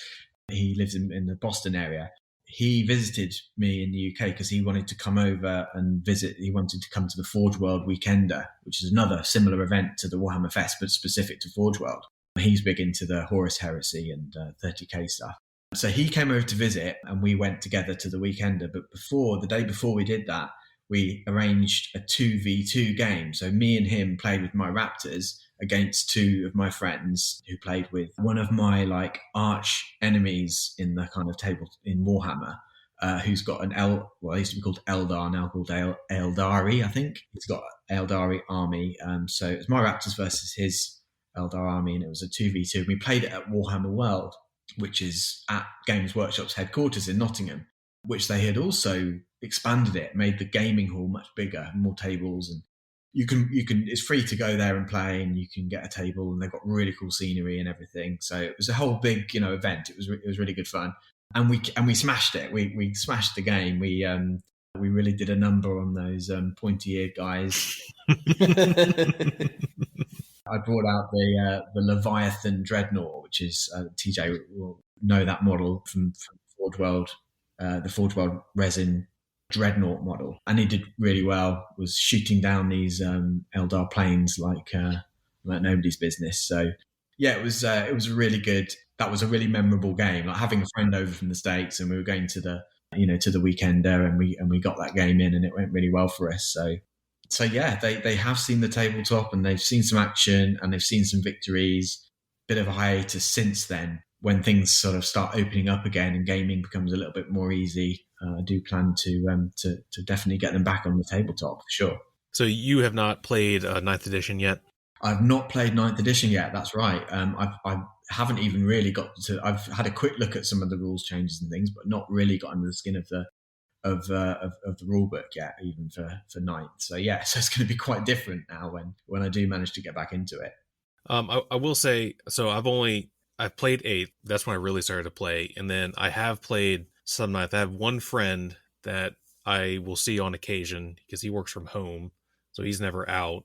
I really like it a lot. We've been playing the Crusade mode, which, as someone who also is not very good, like I'm terrible at this game, but I love it to death. Crusade is amazing because that's what I've been painting all my Raptors for my Crusade. It's like a progressive campaign, and as someone who's more interested on the fluffy side of Warhammer than the math hammer side, it's been a boon for me. Like the launch of 9th was really what made me want to finish, quote unquote, finish my Raptors so I could play them in the Crusade. And it's funny that you mentioned how shooty they are. I actually play mine more as a close quarters or close combat army, because spoiler alert, close combat Space Marines in 9th edition are really, really good. So I shouldn't have told Blood Angels then. So apparently the new Blood Angels supplement or whatever is really good. I don't know. I've only ever played with my Raptors, but from what I've heard and seen, they seem to be really good. Yeah, so it's just kind of interesting that I also chose Raptors based on they're stealthy and long range marksmen and all this stuff, and I tried to play that and I'm like, yeah, this is actually really hard. I'm just gonna go punch these Necrons, with a power fist instead. Well, I guess having said that about the range and the stealth, that's certainly true of Raven Guard, the parent chapter, and it's kind of by extension, therefore, true to Raptors. But the Raptors are kind of more actually about being tactical. So it's kind of they are very adaptable to the type of warfare that's at hand. So that makes sense too. That I think doing them in close combat is still fluffy in that respect. Yeah, that's the way I kind of headcanon it. Like they're going to do whatever they can to win the battle, right? So Yeah, if the Blade Guard, all decorative guys, if they have to show up and get the job done, then they're going to show up and get the job done. yeah, with sword and shield. Yeah, and plus those models are so awesome. They're so great, and they're probably my favorite unit. And in my Crusade, they're actually really powerful because they've got a couple upgrades or whatever. Yeah, I'm still yet to paint. I do love the models as well. I'm still yet to paint mine, but they are on the list. And it's these things that keep taking me away from the Bandai stuff and the Star Wars stuff. But there's so much. There's so many cool kits, but I'm getting there. And so I mean, both with painting that stuff up and then hopefully getting some games in of Ninth. I mean I'm glad you said that about it because it's I'm excited for when I can finally do that again now. Luther, before we move over to the Mighty Brush, I'd like to just hit on one thing, and bear with me. There's a question in here somewhere because I'm not a gamer, really not been introduced to Warhammer whatsoever. I have 2 tanks that were given to me. I'm a huge scale modeler, but what I love to see in your work is the translation of techniques between both hobbies, and specifically focusing on your Raptors. Your painting style is just really great. I enjoy the tonal variations, and I love when you talk about color theory. And I like to see that more and more come over to the modeling side because it's such a powerful tool. If you could describe that painting style, for reference, in the hobby side, we like to call it modulation, or the Spanish school, where there's very accentuated gradients and punchy tones. How is that referred to in the gaming world for us modelers who are not familiar with it? How it's referred to, it'd be in the kind of it's less of a common technique, I suppose, in the kind of gaming world. I mean, airbrushes have of course become a more common tool in the last few years in the gaming scene. Airbrush has been a common and popular tool in the scale modeling scene for obviously, of course, a long time, and that's more recently found its way into the whole gaming world. So I think the phrase, the terminology of color modulation is also something that's kind of becoming a little bit more well known. Where it's maybe a little bit different, or has been up to now a little bit different between the kind of those two different communities, I guess, is in the scale modeling world. I think that sort of work is usually a bit more subtle, and in the hobby spectrum, it tends to be a bit more high contrast because we're obviously dealing with a sci-fi fantasy setting,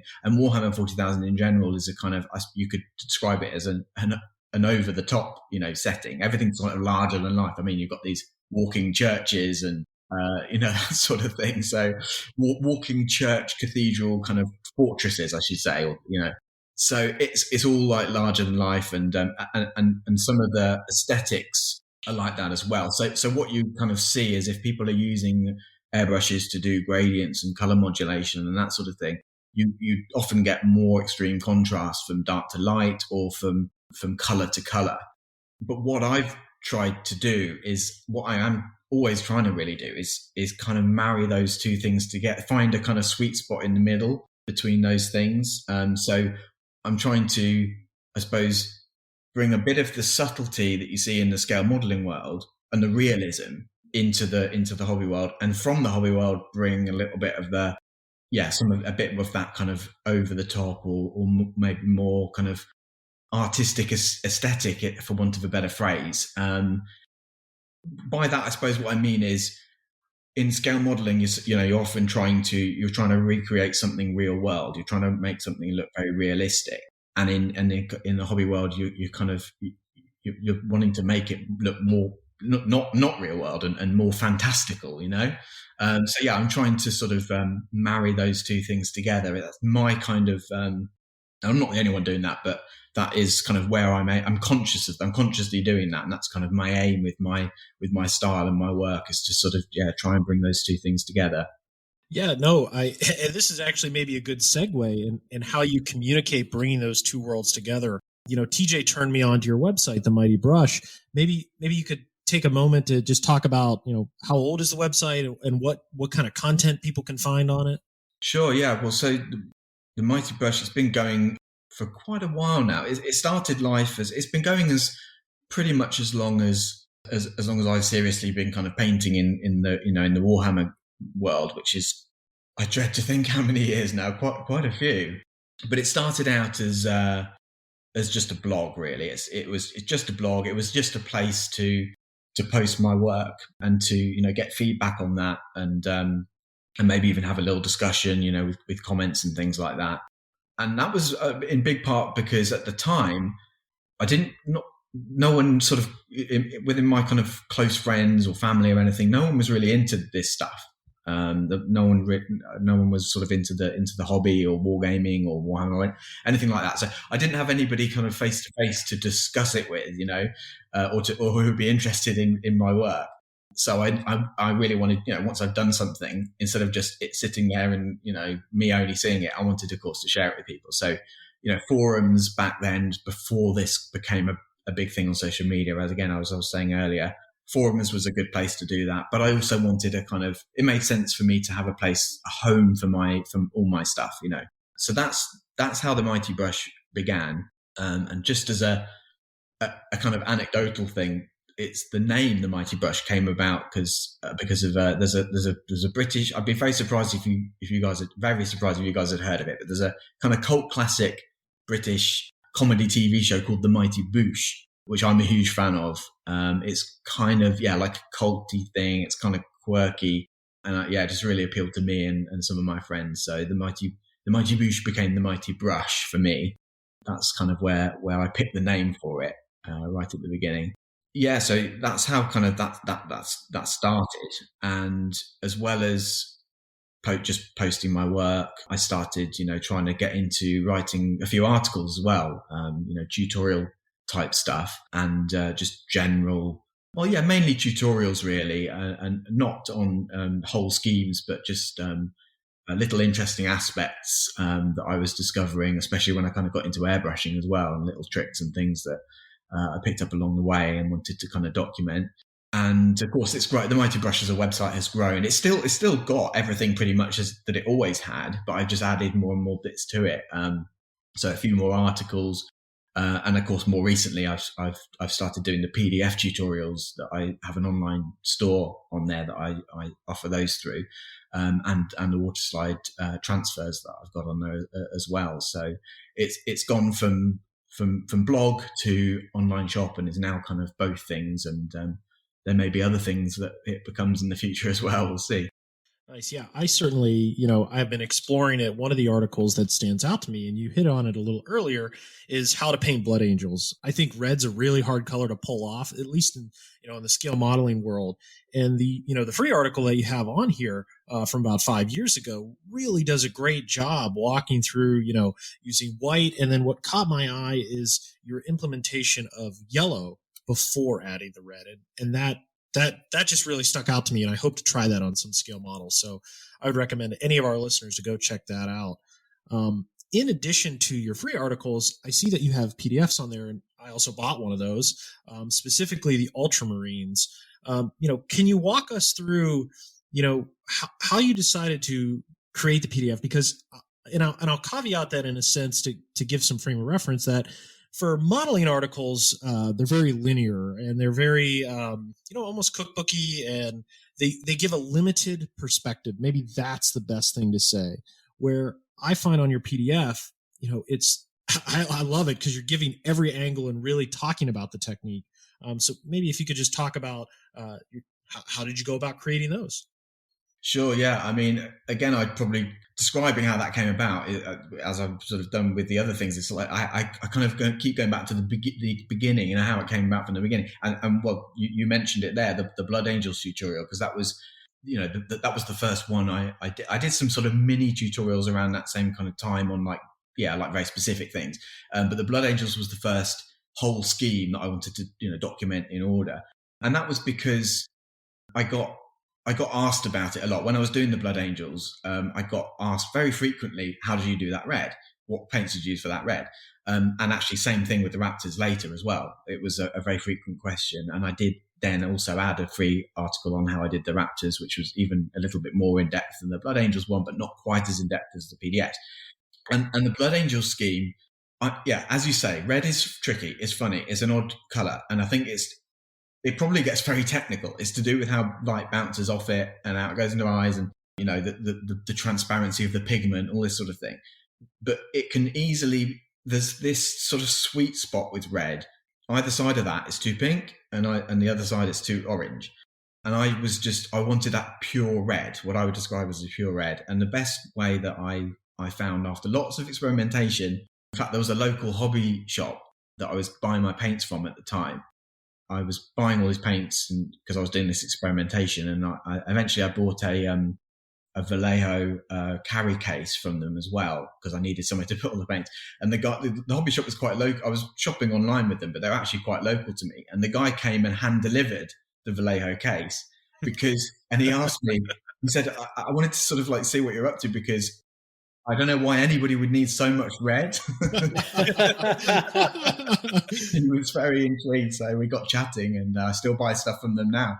Because, I just was going through so many different reds. And it took me a long time to find, a recipe that really worked. And you mentioned the yellow, I call it a filter. It sort of acts as a, transitional color. And I found that, the red that I used there, which is the Vallejo Model Air, I think it's just called red. And it is a slightly pinky magenta red, and I found that just over white on its own, it did look a bit too pink, but it was also transparent, or semi-transparent. So by using yellow underneath that, you offset that magenta or pink aspect to it, and you get just that right sweet spot between not being too orange and not being too pink. So that's the beginning of that. Was why I thought that was. Having spent so much time figuring that out, I thought it was a great thing to put that down and document it, do something with all of that effort. So, and of course, then when people are asking me, which was happening a lot, I can just say, go and look here, go and look here. So I wrote that tutorial, and I quite enjoyed that process. I found that came fairly naturally to me, just documenting everything in quite a structured way.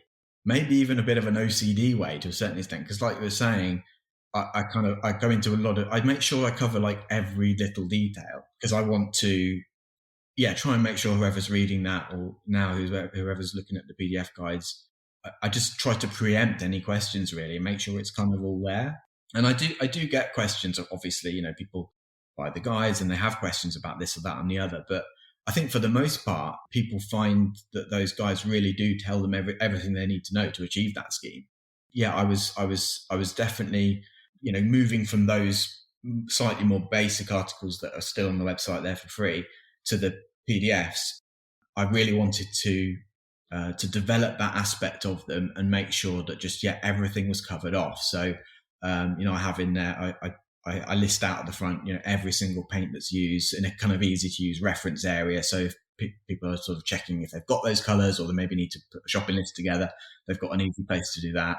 And then just trying to make sure that, I show for each step that I do, I show the model from lots of different angles, and also just try to describe things very, very, very clearly and in detail, really. So nothing's, missed out.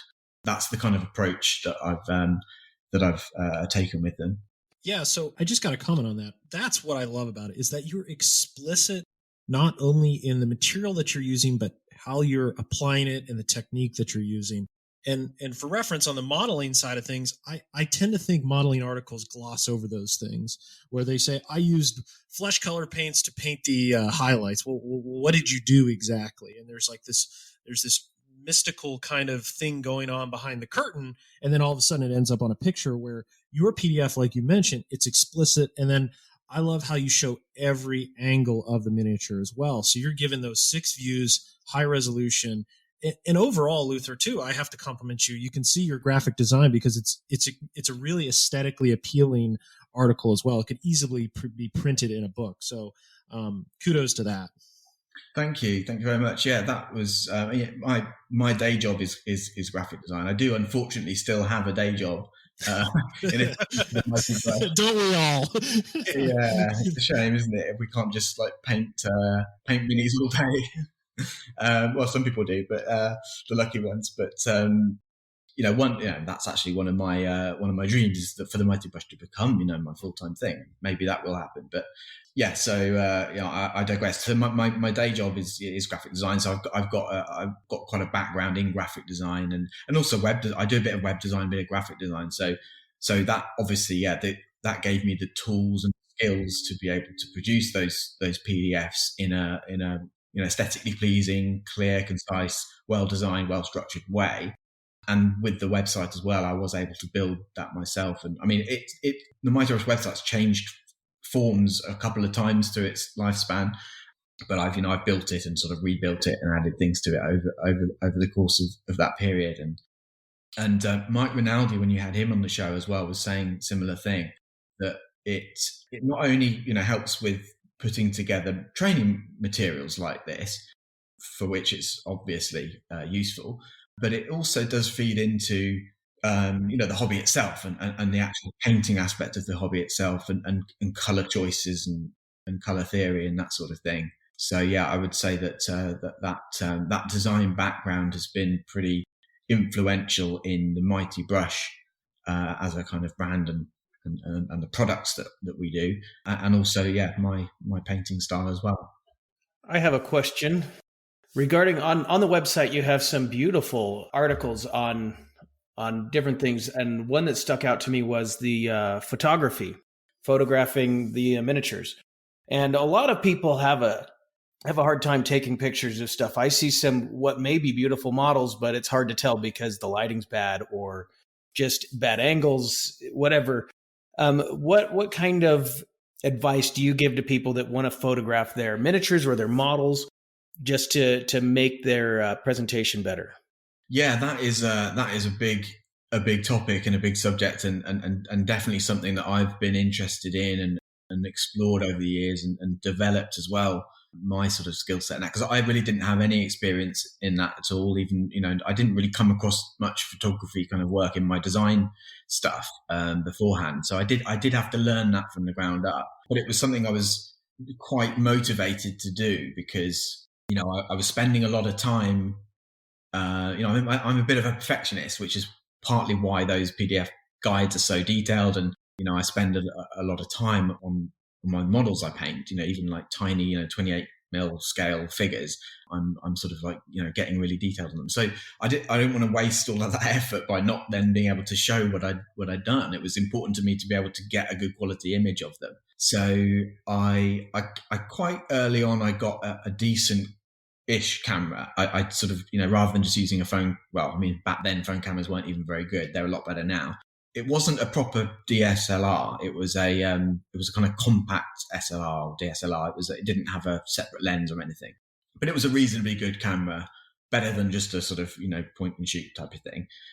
So I got that and I experimented with, some little light boxes and just cheap ones really to start with and lights and things like that. Which were fine for the time, and I was able to get some sort of pretty decent results. But my more recent stuff, I've upgraded because now the Mighty Brush is not only a hobby but also obviously a business with selling things. That I was able to justify, investing in some more equipment. So I have actually got now a proper SLR camera with a separate lens and a much better light box. And in fact, I need to update that article. It's been on my list of things to do, which is quite a long list, I'm afraid to say. But yeah, I want to update the article to go into the same kind of level of detail as I do with the PDFs on the photography side, to the degree of the exact settings that I use. So that's on the list to do. So the guide that's there at the moment gives a pretty good idea of how I achieve the photos that are seen on the website. It's going to be updated soon with even more detail and new equipment. I'm looking forward to that because I know you've probably seen it too, and I know everyone else probably has. But it seems like a lot of people think photography is like some sort of dark magic, right? And they see great photos on the internet and think they can't replicate that, but really you can. It's not to sound like a douchebag, but it's not that hard if someone lays it out for you simply. Like, it is hard. I mean, I'd say that, it's not, but once you figure it out, it becomes easy. It's something that no one really, I wouldn't say no one talks about, but a lot of people don't talk about. And a lot of people that take really good photographs never really fully answer. And I don't know why. My photographs are okay, and I'm free to tell anyone how I do it. And I don't know. I don't even know what I'm doing. So yeah. I'm looking forward to that. And I hope you kind of bump that up to the top of your list of things to do. Yeah, it definitely is a priority. And you're absolutely right what you were saying.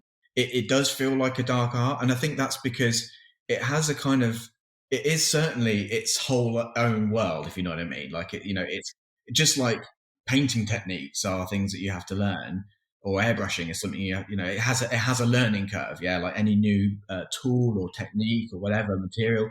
Photography is just like that. It's its own thing. But yeah, as you say, like once you've broken that barrier, then it's just a matter. Once you know the basic or the principles of it, and like the right settings to use and why and how those settings work, then yeah, it's pretty easy. And it was difficult for me, especially when I mean, learning the proper learning how to use the SLR camera was a bit of a head scratcher, because there's lots of technical stuff that goes into it. And I bought a book that goes with the camera that I bought, and I read through that whole thing. But so there's a huge amount of stuff in there, but really it does boil down to just a few core things. And yeah, once you've got those down, then it becomes just easy. So that's what I want to try to impart in the updated version of that guide. I'm going to sort of cut out all the fluff, of which there's loads of it, and it's useful for maybe other areas of photography, but cut out all of that stuff and just get to the specifics of what people need to know to take photos of miniatures specifically. So yeah, that will be coming soon. Let's talk about one other thing on the Mighty Brush that I don't think has been mentioned so far, is the decals that you offer. Sure. Yeah, so that's become quite a big part of the Mighty Brush in recent years, or the last couple of years, and that did come about from a fairly specific place, which was basically that. In fact, this again goes way back to the Blood Angels. When I was still painting Blood Angels, I remember seeing somebody posted, I think it was another Blood Angels model tank or something, and they had these nice little like sort of text block script things, because with Warhammer 40,000, for the listeners that maybe aren't as familiar with that world, it's all very kind of gothic. It's futuristic, but also sort of got a kind of really gothic kind of aesthetic or feel to it. So this tank had these kind of scripty type markings, which I thought looked really cool. I really liked it, so I asked the painter where he got those from. It turned out that it was from it was already an old and out of production transfer sheet that Games Workshop had produced in probably the 90s, I think, for Witch Hunters, is the kind of army that this belonged to. And so I went off hunting for those, and I found some, luckily, on eBay. They're extremely rare. They were rare even then, extremely rare now.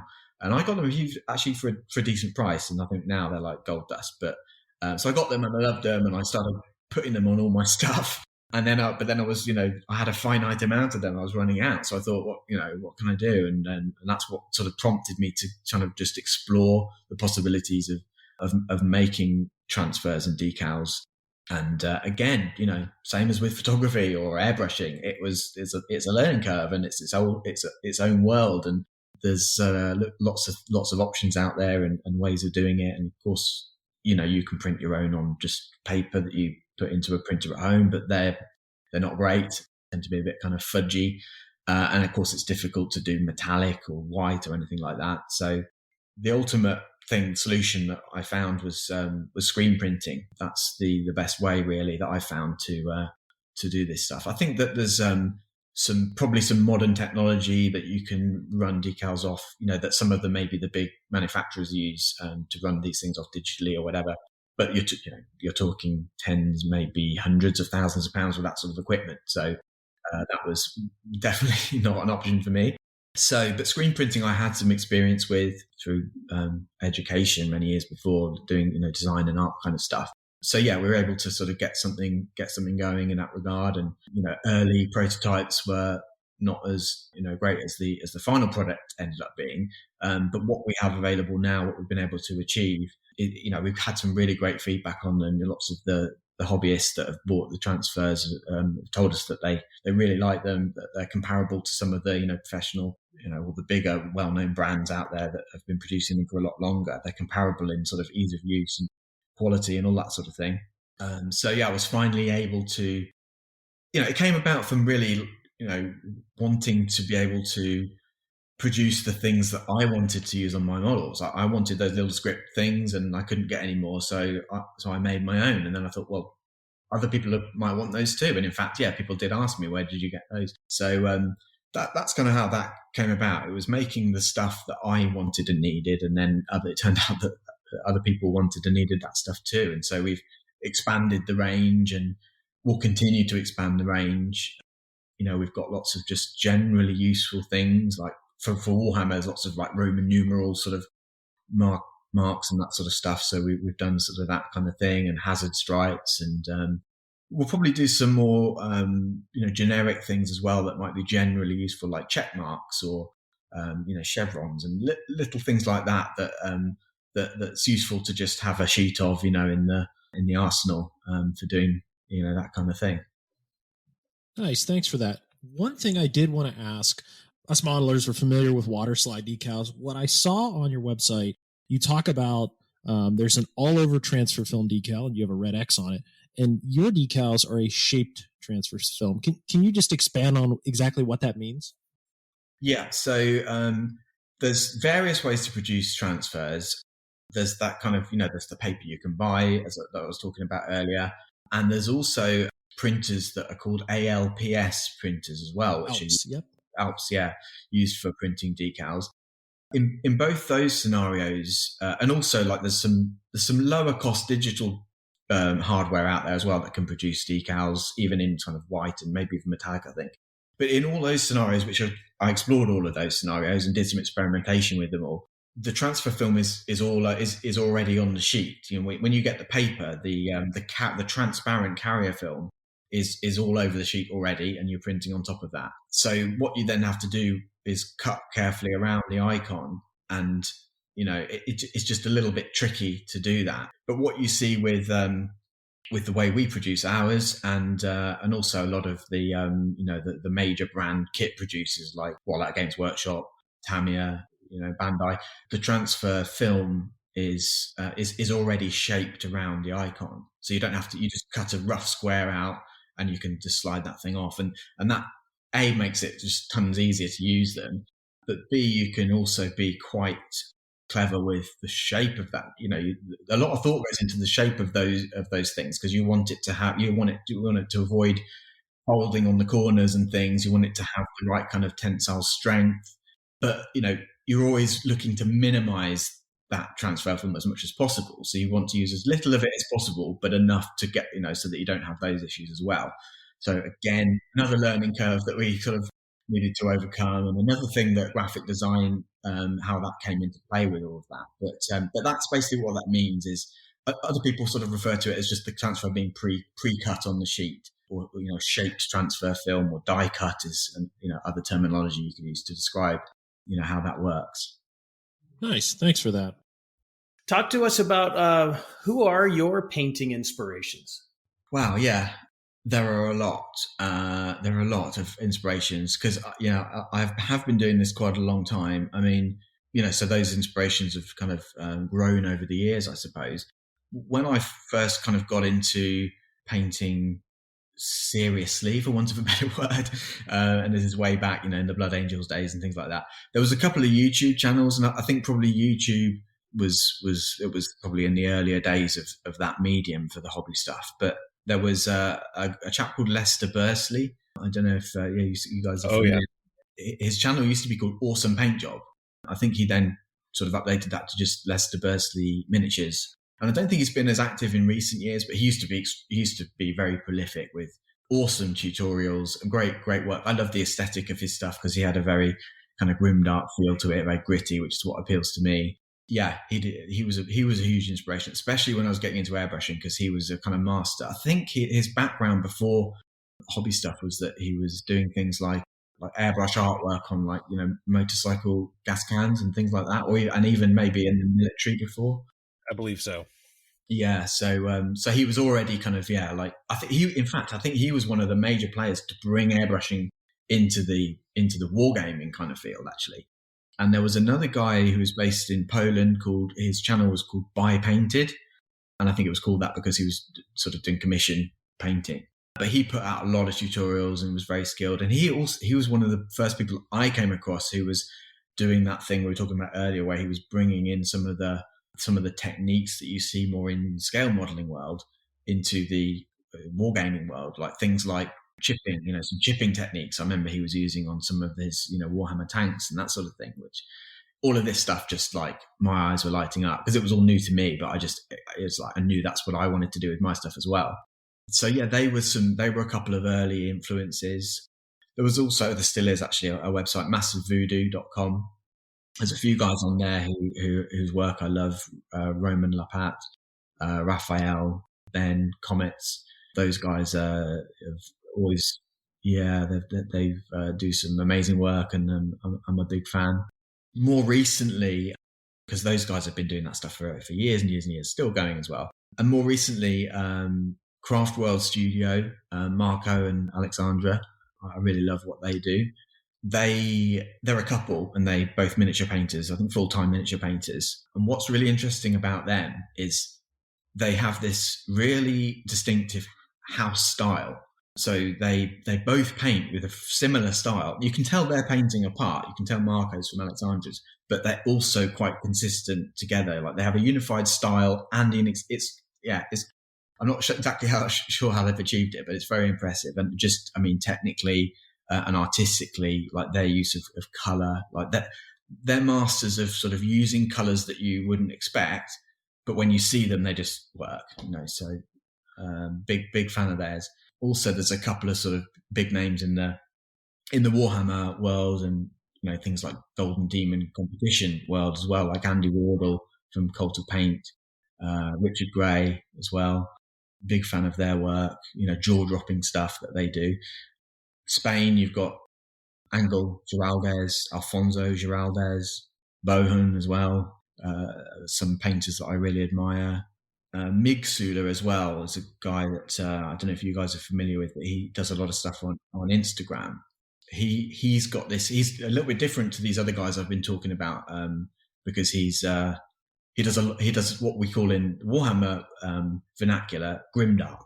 It's very grimdark, very gritty, very really builds on that whole gothic aesthetic, and again uses a lot of weathering techniques and chipping and enamel washes and oil washes to really dirty everything down.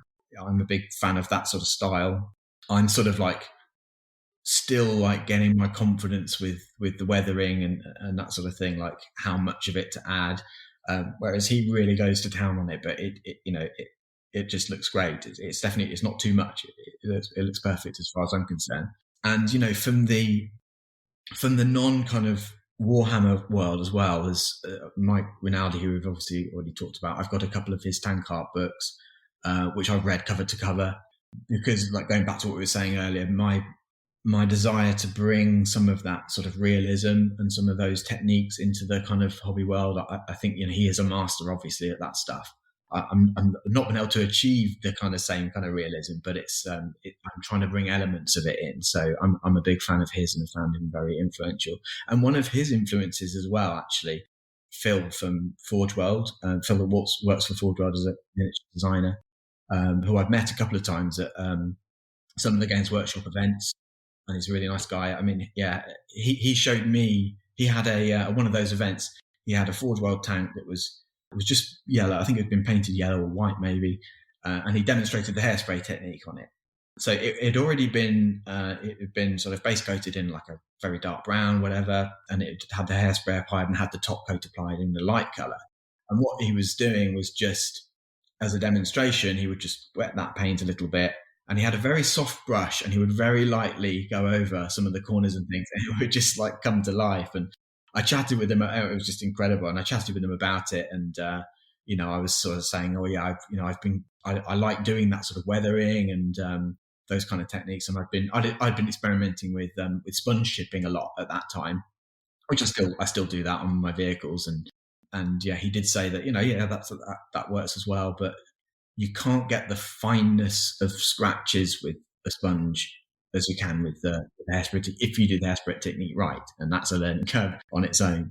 But yeah, so as I've got a lot of respect for. I don't know how I should have asked him really. Like, I don't know if Mike knows, but like how he actually figured that out and what made him think of using hairspray. But I don't know.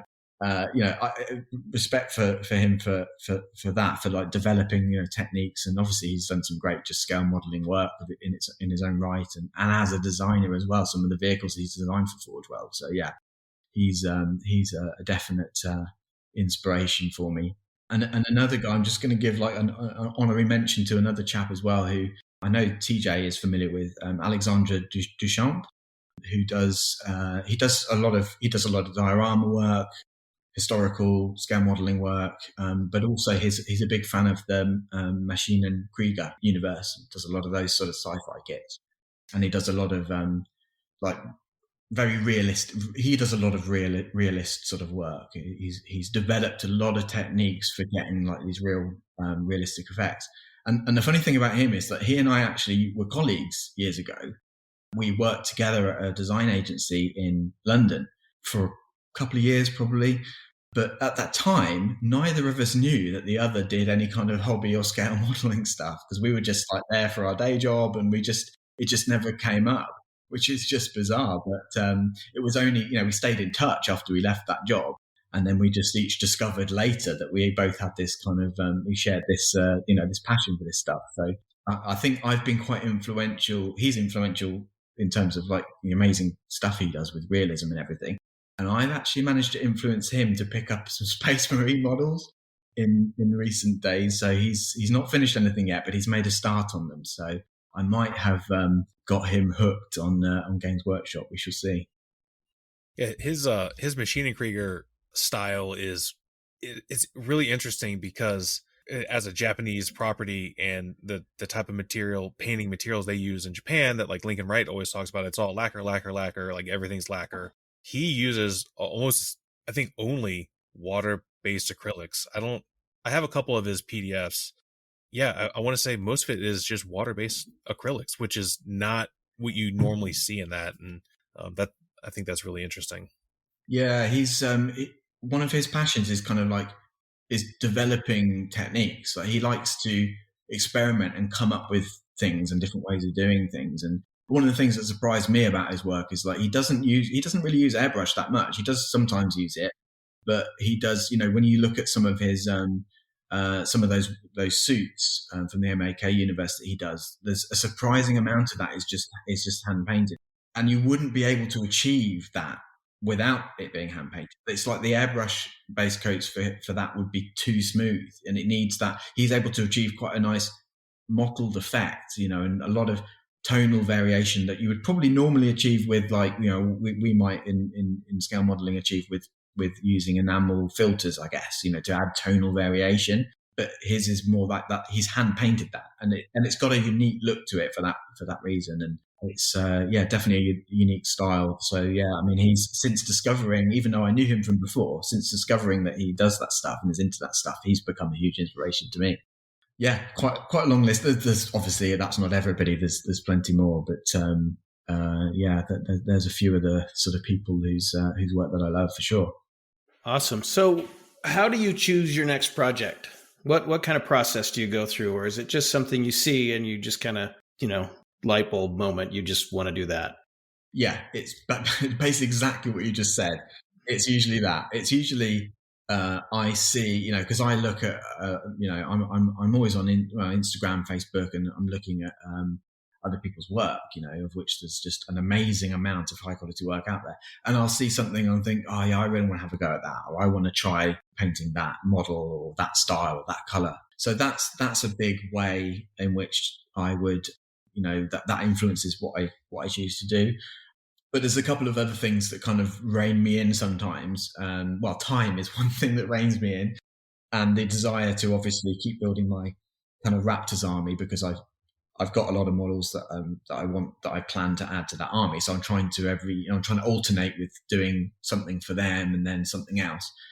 And then of course there's the guides. There's lots more guides that I want to do. I'm working on my first vehicle guide right now. In fact, I'm kind of coming towards the end of painting the model for it, and then I need to they'll put the actual guide together and write it all up. That's been a long project. I knew it would be, because bigger models always take a long time, but also I wanted to cover lots of different techniques, and this is actually going to be what I hope is going to introduce some of the kind of wargaming and Warhammer audience, and some of the people that already sort of follow my work and are aware of my tutorials, introduce them to some of these techniques that we've been talking about, that the scale model guys just know like the back of their hand, so that means by that the hairspray technique is one thing I'm covering, sponge chipping, enamel washes, rust, streaks, streaking grime, lots of things like that. So I've used more techniques and effects and things, and also dry pigments, weathering powders, that sort of thing. I've used more techniques than I probably would have if I was just painting that model for myself. I wouldn't have used as much on it, but I wanted to do in this PDF guide. I want to show people, give people lots of options, show that here are the techniques, and if you don't like that particular technique, just skip it and use something else. You don't have to do everything that's in here. So that's my goal with that one. So it's a little bit different to the ones that have been done previously. But so that's coming out soon, as soon as I've got a chance to sort of write it all up. And then, of course, I do get a lot of requests as well because I've done these Space Marine guides. Well, one of the things was I did the 9 first founding loyalist chapters for the guides. And then when I posted up the kind of group shot of them after, in fact, my dad made me a plinth to put them on as well, which is pretty cool. So I put them all on this plinth, took photos, posted, here's the culmination of this project of doing all these guides. And the most asked question was, where's the other 9? That's only half of them, because there's, and again, for the guys that don't know Warhammer, there's 9, the original Space Marine legions. There were 9, well, there was 10 actually, but one of them sort of got lost and not known about.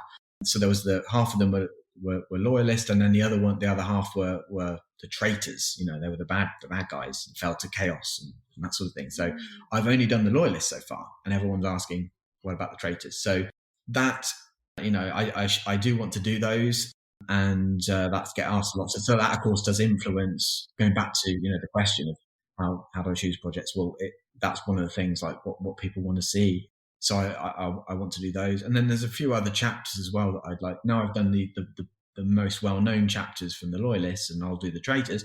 There's other chapters that I just really like the look of, especially some of the other, like the Raptors that TJ and I do.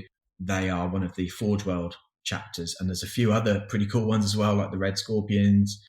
And there's also successor chapters to the original ones, like Flesh Tearers from the Blood Angels, and some of those chapters that I would like to cover as well. So there's no end to the scope. There's a long list of like plans and things I would love to do, and that's why it would be great if I didn't have a day job, because then I could spend all my time doing this stuff.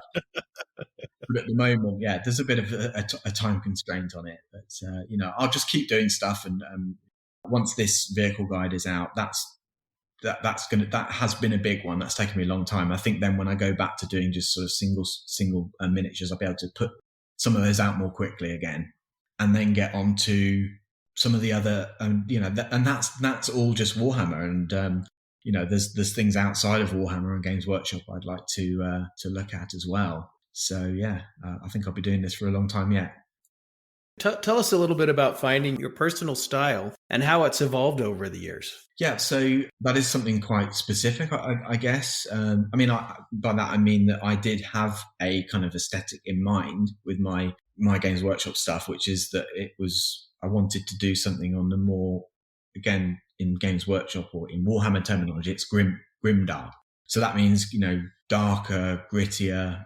Grimdark basically means more representative of the horror of living in the 41st millennium that universe sort of presents, which is very contrasting to Games Workshop's official models that they show, on their website. So they're painted by what's called the heavy metal team, the studio painters, who are all, I'm friends with a few of them, and they're extremely talented guys and they do amazing work. But what's shown there for the box art and that sort of thing, it's quite a clean, quite brightly coloured aesthetic. Whereas what appeals to me and lots of people really in the whole Warhammer world is this darker, grittier, more kind of weathered look. So that's one thing that was an important aspect to what I wanted to do. But it's actually taken me a kind of long time to develop that, because I guess the issue with it originally was being a little bit scared to make the model kind of dirty and damaged, like,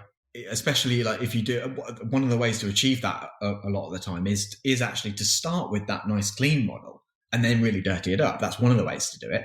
But then once you've painted and spent quite a long time painting this nice clean model, you can be a bit hesitant to then like, I'm going to mess it up if I cover it in dirt and grime and everything.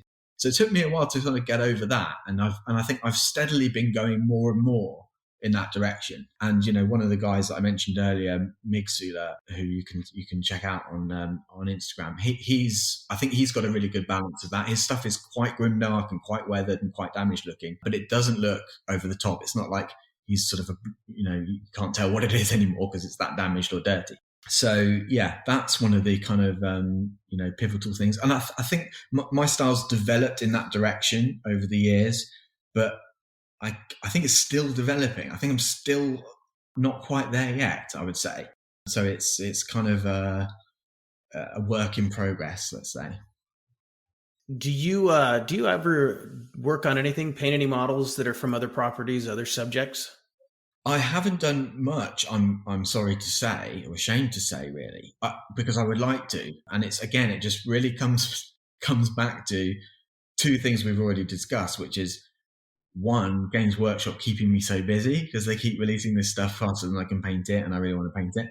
And again, the quest for things that I do want to try to do, especially if like I get a lot of requests for one particular thing. I try to sort of bump that up the queue in terms, as long as it's something that I want to paint.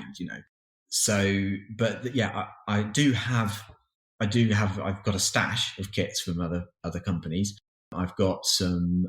And I know you guys do a bit of this work as well. Some Star Wars kits, some of the Bandai Star Wars kits. I've got a 1/4 scale Millennium Falcon, the Bandai one, and I got some upgrade bits for it as well. I got the round dish for it and the lighting kit for it, but it's still in its box. And I've got, I think, an 8080, because that was always, when I was a kid, 8080 was one of my favourite vehicles. And in fact, Star Wars, it's interesting about Star Wars, because we've just talked about style and things like that.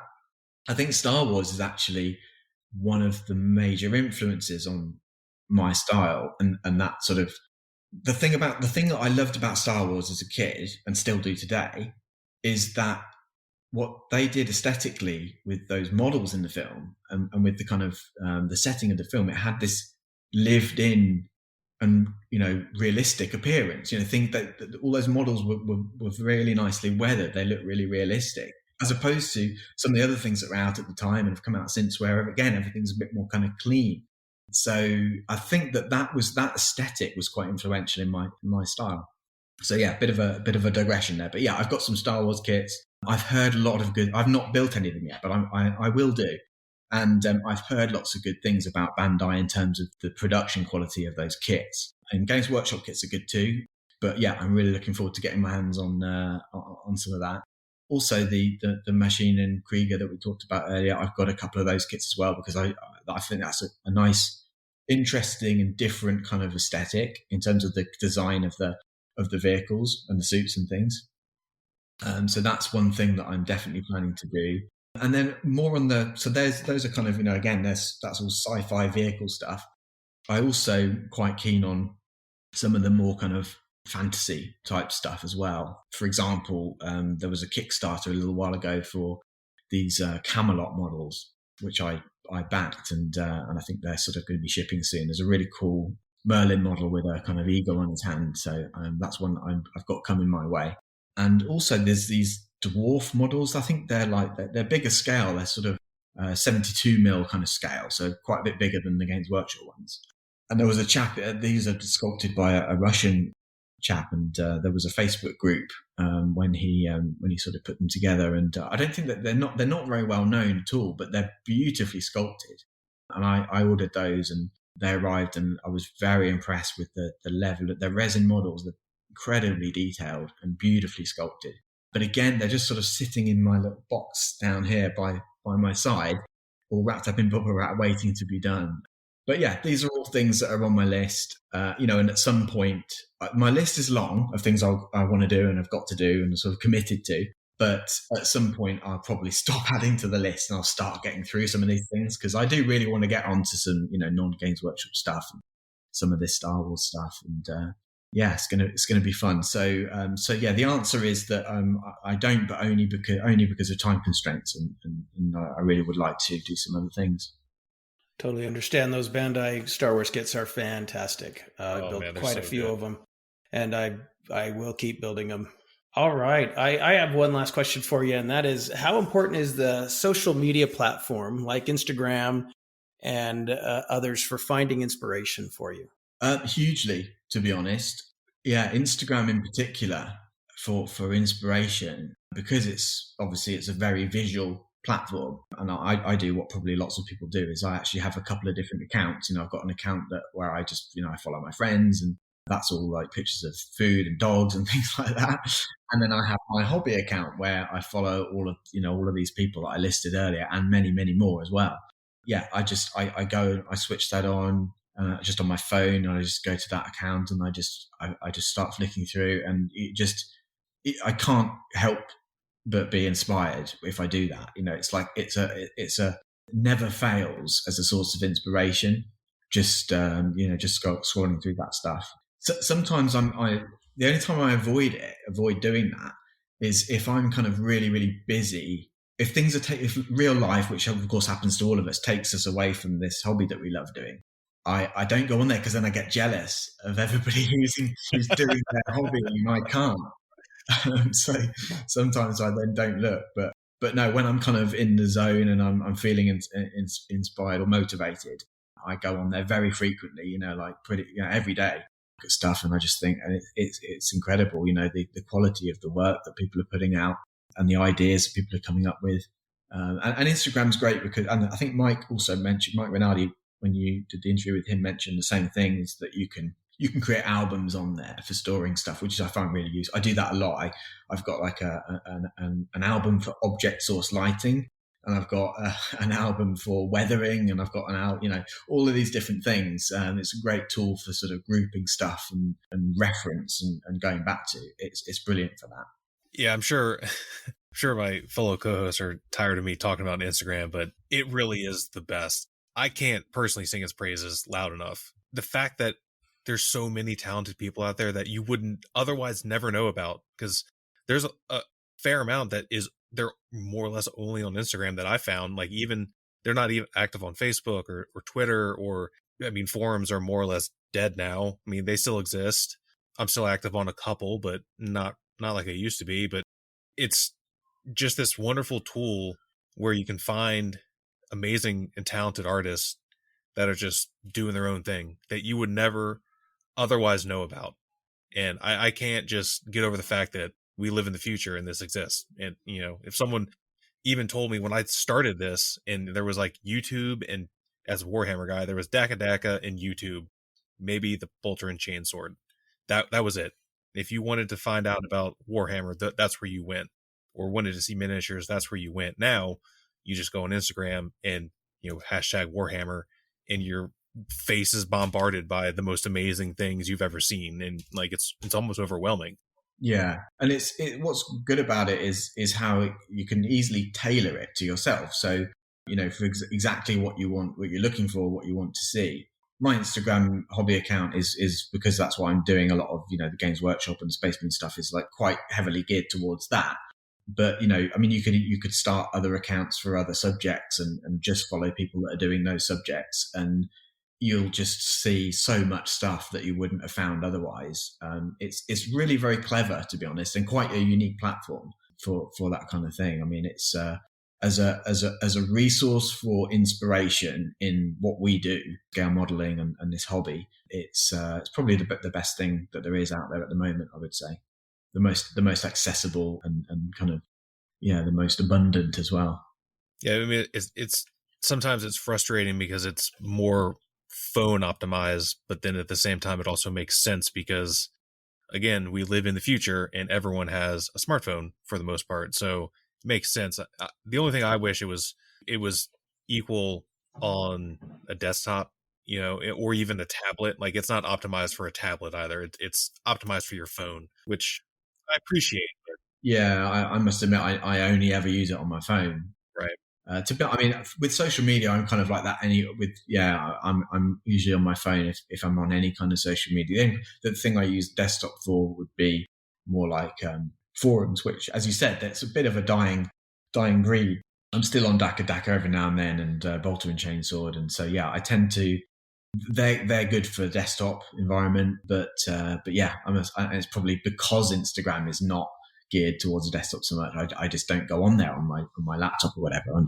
But that does mean that, like, you can sometimes, wake up in the morning, don't have to get up straight away, or last thing at night, I can just be flicking through, and it does make it quite accessible. Once you've got set up on there and you've got it on your phone, it's easy to kind of dip in and out of.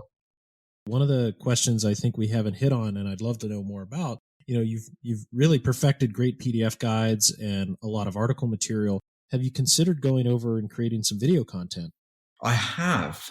Yeah, I've gotten asked that question fairly regularly. And yeah, so I've thought about it and considered it. And it is something I'd like to do, actually. At first, I was a bit unsure about, how I would move from what I was already doing into that sort of world. But I'm sort of like, I've warmed to the idea. I think I could do a good job of that kind of content, and I think I would enjoy it. So yeah, I haven't sort of committed to it yet. It would require basically just, me having that free time to plan it properly and get kind of the setup sorted. But, I don't think really that's that difficult to do. I've got the equipment and everything to do it. So it's definitely a possibility. Yeah, definitely something I'm seriously considering for the Mighty Brush in the sort of medium-term future, I guess. Awesome. Maybe a Patreon page at some point? I think if I do videos, then that might be a good platform. Yeah, I guess that's one thing I haven't really decided, is whether I would just do a YouTube channel and make those videos public. And if I did that, whether they would be more kind of like short and sweet, more kind of tightly controlled subjects maybe. But if I was going to try and do something, if I wanted to like replicate the kind of depth of detail that I cover in the PDF guides in video form, those would of course be quite long. And then Patreon might be a better platform for that if that's the way I go. And to be honest, thinking about it now, that might be a good way for me to go, because that sort of matches the kind of content that I'm doing already. And there's probably already a lot of the other kind of content out there. There's lots of sort of short and dirty quick videos, which are great, for doing things, but there's probably less of the, and as you were saying earlier, like with hobby tutorials in general, there's less of these like very sort of detailed and specific step-by-steps that show you everything, So that would be, I guess, the challenge, is like, how would I show that in video form? But I think that could be done. I've overcome many technical challenges in this kind of hobby, so I would be up for giving that a go. Cool. I certainly look forward to it. Well, Luther, thank you again for joining us. It was an honor to have you here and to get to talk to you. And as someone who has followed you for a long time and interacted with you on social media, it's really personally been an honor for me. So I want to thank you again for your time, and thanks for coming on. Well, likewise, thank you. Really appreciate you inviting me on. It's been really enjoyable to come and talk about this stuff, and it's been great to meet you guys. And yeah, thank you very much for the opportunity to come and talk about this hobby that we all love. Great. Yeah. Specifically, thanks for me, Luther. You really introduced me to a lot of new techniques already, just from the, just stumbling on your website. And I look forward to new content from you. And thank you again from us at the Posse. Yeah. Thank you very, very much. Thank you, guys.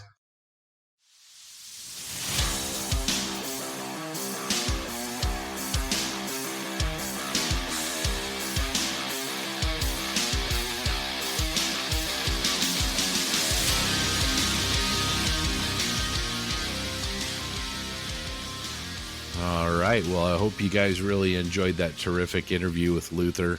TJ, Doug, and John did an awesome job. And man, I thought it was really fascinating. to hear his thoughts on color and painting and techniques. So great job on that interview, guys. And hopefully we'll have Luther back on the show again. He was a terrific guest. Yeah, well, that'll do it for episode 16. As always, thanks so much for listening. I want to echo Scott's comments with a very special thanks to Luther Davies. I really enjoyed the conversation, and I can't wait to talk to him again. Coming up in episode 17, we really have a special guest, super, super great guy, very talented modeler, the AK master modeler, Rick Lawler. We know him, some of his iconic work that we're really going to discuss and really understand what makes him model, what makes him, bring so much life to his pieces that can tell a story in a very, simplistic presentation and really hit home and bring really powerful subjects into the world of scale modeling. So please, look forward to that in episode 17 in a few weeks. Until then, stay safe, stay happy, and happy modeling. Take care, guys. See you in a couple weeks. See y'all. See you guys.